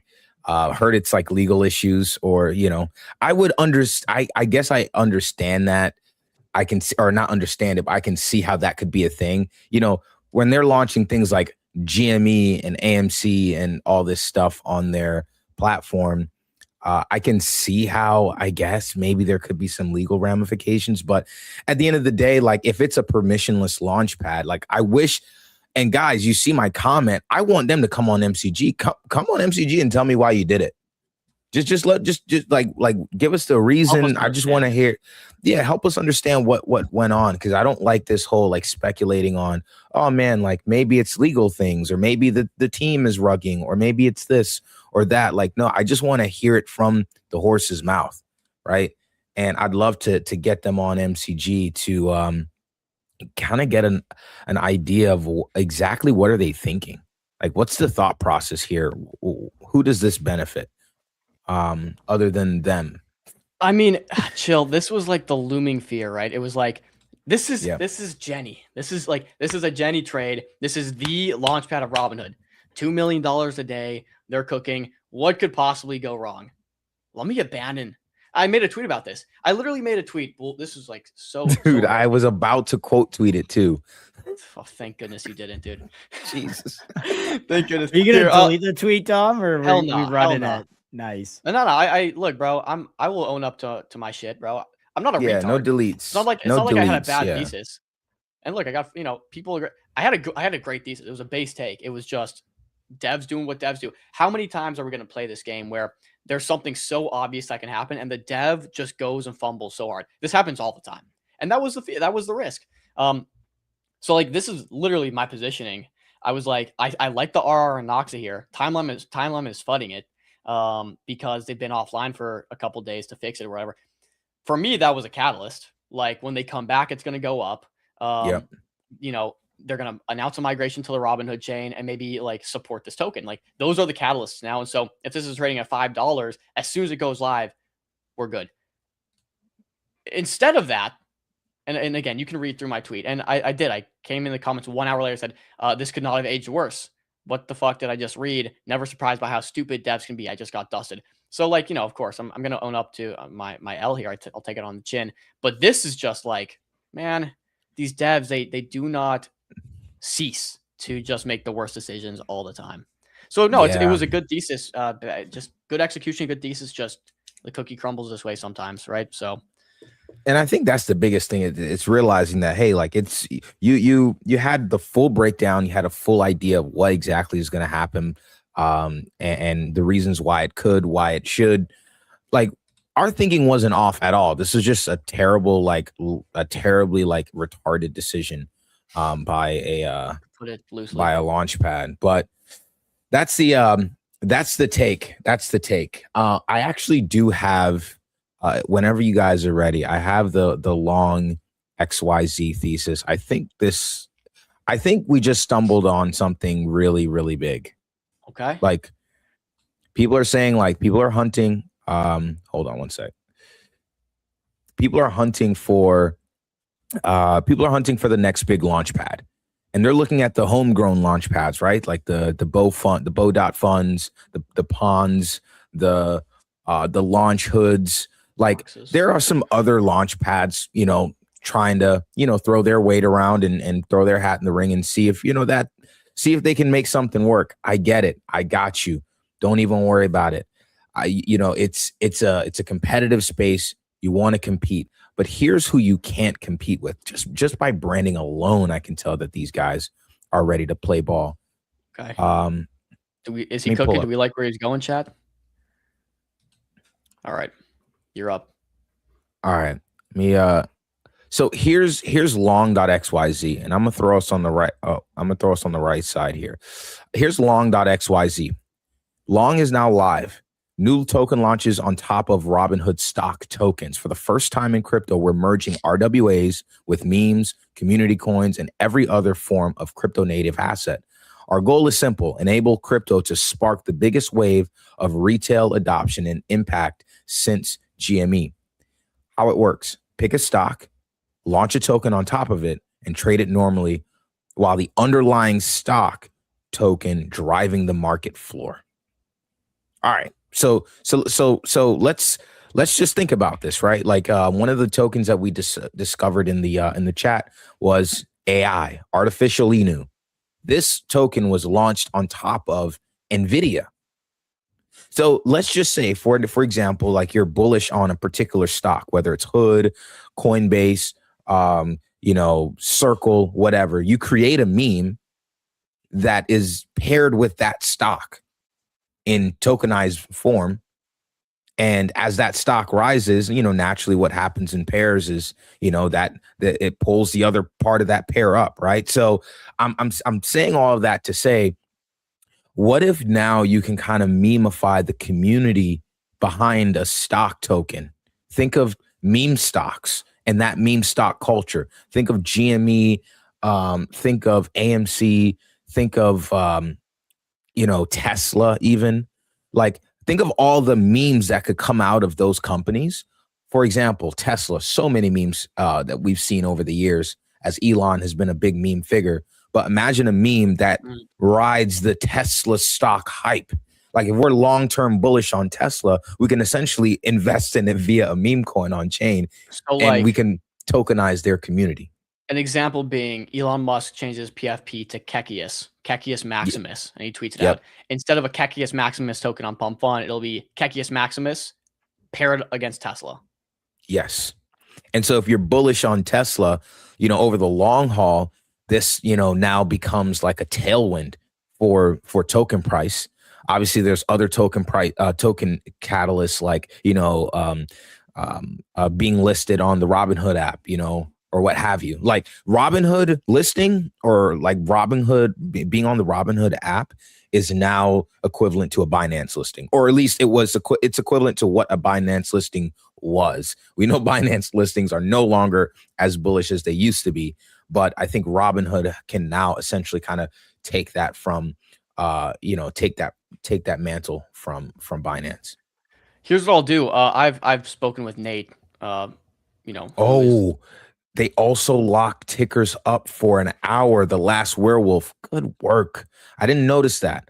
I didn't notice. We just discovered this maybe an hour ago, maybe like 30 minutes ago. So I was like, you guys were talking about it, so I was like, let me just hop on and give them the 411. But that's also a pretty bullish. Is the play the long.xyz token, or is it the tokens being launched out of it is what you're referring to? Yeah, I think the play here, and I think that's why Top Fumbler was saying that, maybe it's time to lock in right now because, or at least he said that in Discord. He literally said in Discord, guys, let's lock in and find the best meme coin stock pairs on this platform, because essentially that's really going to be the play is the tokens launched. What's the best meme coin on what's the best meme of a particular company, right? Like what's the best meme of Robinhood, or what's the best meme that can be paired with Meta? And I think really what you're doing is you're just memifying or tokenizing the memes behind a community and then pairing that with the most like bullish, with the most bullish stock. And that adds an extra tailwind other than, I'm going to get listed on Binance. Interesting. Yeah, and is there an asset backing? Sorry if you already said this. I'm just is it my meme coin is backed by the underlying tokenized thing, or is it just like name association only, really? No. So it's in the liquidity pair. It's in the token pair. So you know how there's a lot of the tokens on Pump Fund were paired with Solana, right? So as Solana went minus 80% over the last 8 months, it dragged down all the prices on Solana. So Cash Cat would be paired with, let's say, Hood, for instance. Right. Potentially. Interesting. Exactly. I mean, I don't know if they can do it post-launch, but they definitely have the ability to do it. Probably not post-launch unless someone had a big pool of Robinhood they could seed a liquidity pool with. Yeah. That's cool. That's fascinating for sure. So I actually, and I know these guys have been working on this for a while because I've talked to Nate, their co-founder, and we were talking. He introduced this platform to July of 2025. He introduced Long XYZ. So Long XYZ, no way. Oh yeah. And so I'm not gonna like expose our DMs or what we were talking about, but he said, legit ICM Launchpad, like they've been working on this for a while. And yeah, so this is not a fly-by-night project. Maybe we get Nate on next week. I'm gonna reach out to him and see what's up. So here's we definitely gotta get him on, but this is the point. This is the point that there's now been a structural shift in the way that liquidity flows for meme coins and in the roadmap for meme coins, right? Like it used to be, you launch a token, you get it, you get some community hype around it. Maybe it turns into a cult community. People change their PFPs, and then you're hoping for a Coinbase listing, a Binance listing, or what have you. But essentially now, all that's done, because really what you needed the listing for was for more exposure and more liquidity. Now the tailwinds have completely changed. The flow of liquidity has completely changed by pairing it to a stock, especially if the stock is bullish. If we, let's say, launch a meme coin pair at the bottom of a stock, imagine this, Josh. What if we paired it with what's your stock pick that you've been riding? Imagine if there was a meme coin paired with Galaxy when we called the Galaxy bottom last year. That would have acted as a complete tailwind to lift up the price for that particular meme coin asset. Yeah, because the equation for the valuation of a meme coin is the SOL token that it's paired with whatever the how much SOL is in the pool, and that's how you get the value of the actual like quote token, I guess. But this is also why pump funds switched to USDC. One of the reasons probably is to like minimize volatility, because people would see like, oh, my thing went from 3 million to 1 million. Well, yeah, SOL has gone down from 60 or for $120 to 80. But yeah, amplifies on the way down. Also amplifies on the way up too. Yeah. And that's the whole thing with meme coins. So now you not only have the not only do you have like the community hype, the premium based on whether like how good the meme is, and then this new discoverability factor on Robinhood with it being a new chain. Now you have a completely new tailwind that's been introduced, and I think that's the real innovation here. That's the real thing that's like completely different than what we've experienced in any type of meme coin. So yeah, for sure, it's gonna be in crypto fashion, right? Good on the way up and rug on the way down. You know what I mean? Like it's gonna be a volatile type of price action based on what's going on in TradFi. No, but I love it because you get exposure to the underlying stock. I think this is like we've all been battling. It's leveraged exposure. Yeah. If I have meme coins, I'm trading on SOL. It's like, well, if Microsoft is outperforming SOL, then why am I holding SOL? And then trading a meme coin on top of it just adds that negative leverage. Yeah. All right, Top Fumbler, I like it. And so what's this Shibu Inu AI one? Can you show us like what the token is? Yeah, let me grab it for you real quick. And again, guys, very, very new, very potentially extremely risky. So do keep in mind you can always lose 100% of your capital. Basically, this is it. This is like one of the first launches. So this is AI that's paired with NVIDIA. So the ticker name is AI, and I'll do this too. I'll put it on the side of the screen so you guys can actually see the name, but it's Artificial Inu. I want to say this type of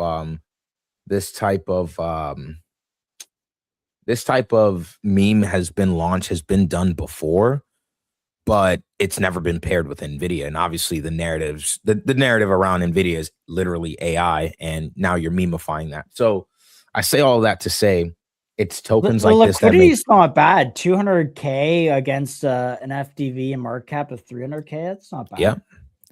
And also, I mean, full disclosure, I'm not currently in this. Literally, again, we just discovered this. So I'm hopping on stream to tell you guys exactly what we just discovered. And then I'm going to hop off stream and I'm going to see exactly what I need to do with all of this information. But just kind of from a journalistic perspective, covering this, that's what Long XYZ is. It's now live. It's Don let us know that it's been, this platform has been up and running for quite some time, and now they're basically coming onto a new chain at the bottom of on-chain markets. Like, I don't know what else. I don't know what better setup I can share with you guys, but this is actually really interesting. I've never seen this before, so it feels a bit novel. Yeah. But all right, guys. Well, that's all I wanted to share. Or I just wanted to pop on real quick and let you guys know about that. But so let's go into slam some charts now. I'm gonna. They should raise via MetaDAO. Dude, I'll talk to him about it. Dude, I'll talk to him about it. You know what's really interesting? You know what's really interesting? Like, what if, like, I feel like Robinhood is going for this sort of AI agents, obviously RWA as well, but I feel like some of these projects, especially with virtuals, is going to be more so AI agents that launch on Robinhood and AI centric projects. But what if something like this happens where you have something like a Long XYZ that provides a service that happens on Robinhood, but maybe they tokenize on something like MetaDAO? Like, that would actually be pretty. I'd actually be pretty bullish. Absolutely. Thanks for popping on, bro. All right, guys. Well, I'll let y'all run the rest of the stream. Appreciate you guys. Chat. I'll see y'all in the Discord, and I'll see you on the timeline. Deuces. See you, Chill. Deuces. Shall we wrap here, Dom? I think this is interesting, but we've been going for 3 and 30. Yeah. Let's pull a plug on her and Guys, we'll be back tomorrow. Let me give you a quick run of show tomorrow because we got some sauce, some heat coming. This entire week's just a banger. I think it's Josh and Chill tomorrow, if I do recall. Okay. Let me pull up. Sweet. All right. Tomorrow, boys. Tap in. Welcome, Mister, to the chat, by the way. Appreciate having you in here. Metadow's cooking, man. Metadow's cooking. Okay, here, I'll pop us down here. Oh, dude, this new Twitter update sucks for streaming, okay? When you open images, it no longer opens up like the text the side by side. Yeah. Glitch. Yeah, no, I think it's a new update, to be honest. It is. That is a new update. Hopefully they revert that. Nonetheless, I'll walk us through. So today we just had Chip, USD AI, which is one I've been wanting for a while on. Very, very fascinating conversation. And Nest, of course, one of the hottest Solana projects right now, really coincide with the growth that we're seeing in just RWAs, equities coming to Solana. And then, of course, we ended it out with VoiceBox, which was a last-minute fill. Tomorrow is a little more chill. Okay, we talked about virtuals. Obviously, good friends with virtuals on the show. We have 2 virtuals projects, PRX VT and Reply, coming on Wednesday. Probably a shorter day, but just chatting with them. I think Chill's going to go over a lot of his setups, what he's seeing in the markets. So that'll be pretty cool. Thursday, another banger, Comic Book coming on. Comic Book is a huge company. And we tagged the wrong one. Saw good. This Comic Book right here. So Comic Book's coming on. Of course, we know Comic Book partnered with Collector Crypt to bring comic books on chain. Again, bullish Collector Crypt. So that's pretty cool. That's 12:30, 1:15. We got Agency, which is Pump Fund's most recent hackathon winner, followed by a Tibber breakdown with Whack Attack. He's going to come give us the Tibber breakdown, man. So great to get connected with him. Shout out Ranga and the Solomon Labs team for recommending I reach out. So we're going to get the full Tibber breakdown because this one I've heard comes with a ton of lore, deep ties to Robinhood, ties to, billionaires, whatever. So that'll be like the lore. It'll actually be a really fun conversation. And then Friday. Woo! Friday's so Virtuals exciting. Day. Let's go. Not just any Virtuals Day, though. Virtuals Robinhood Day. You're seeing all the launches. Virtuals is a partner with Robinhood. Good friends with the Virtuals team, of course. And they're going to be hooking it up.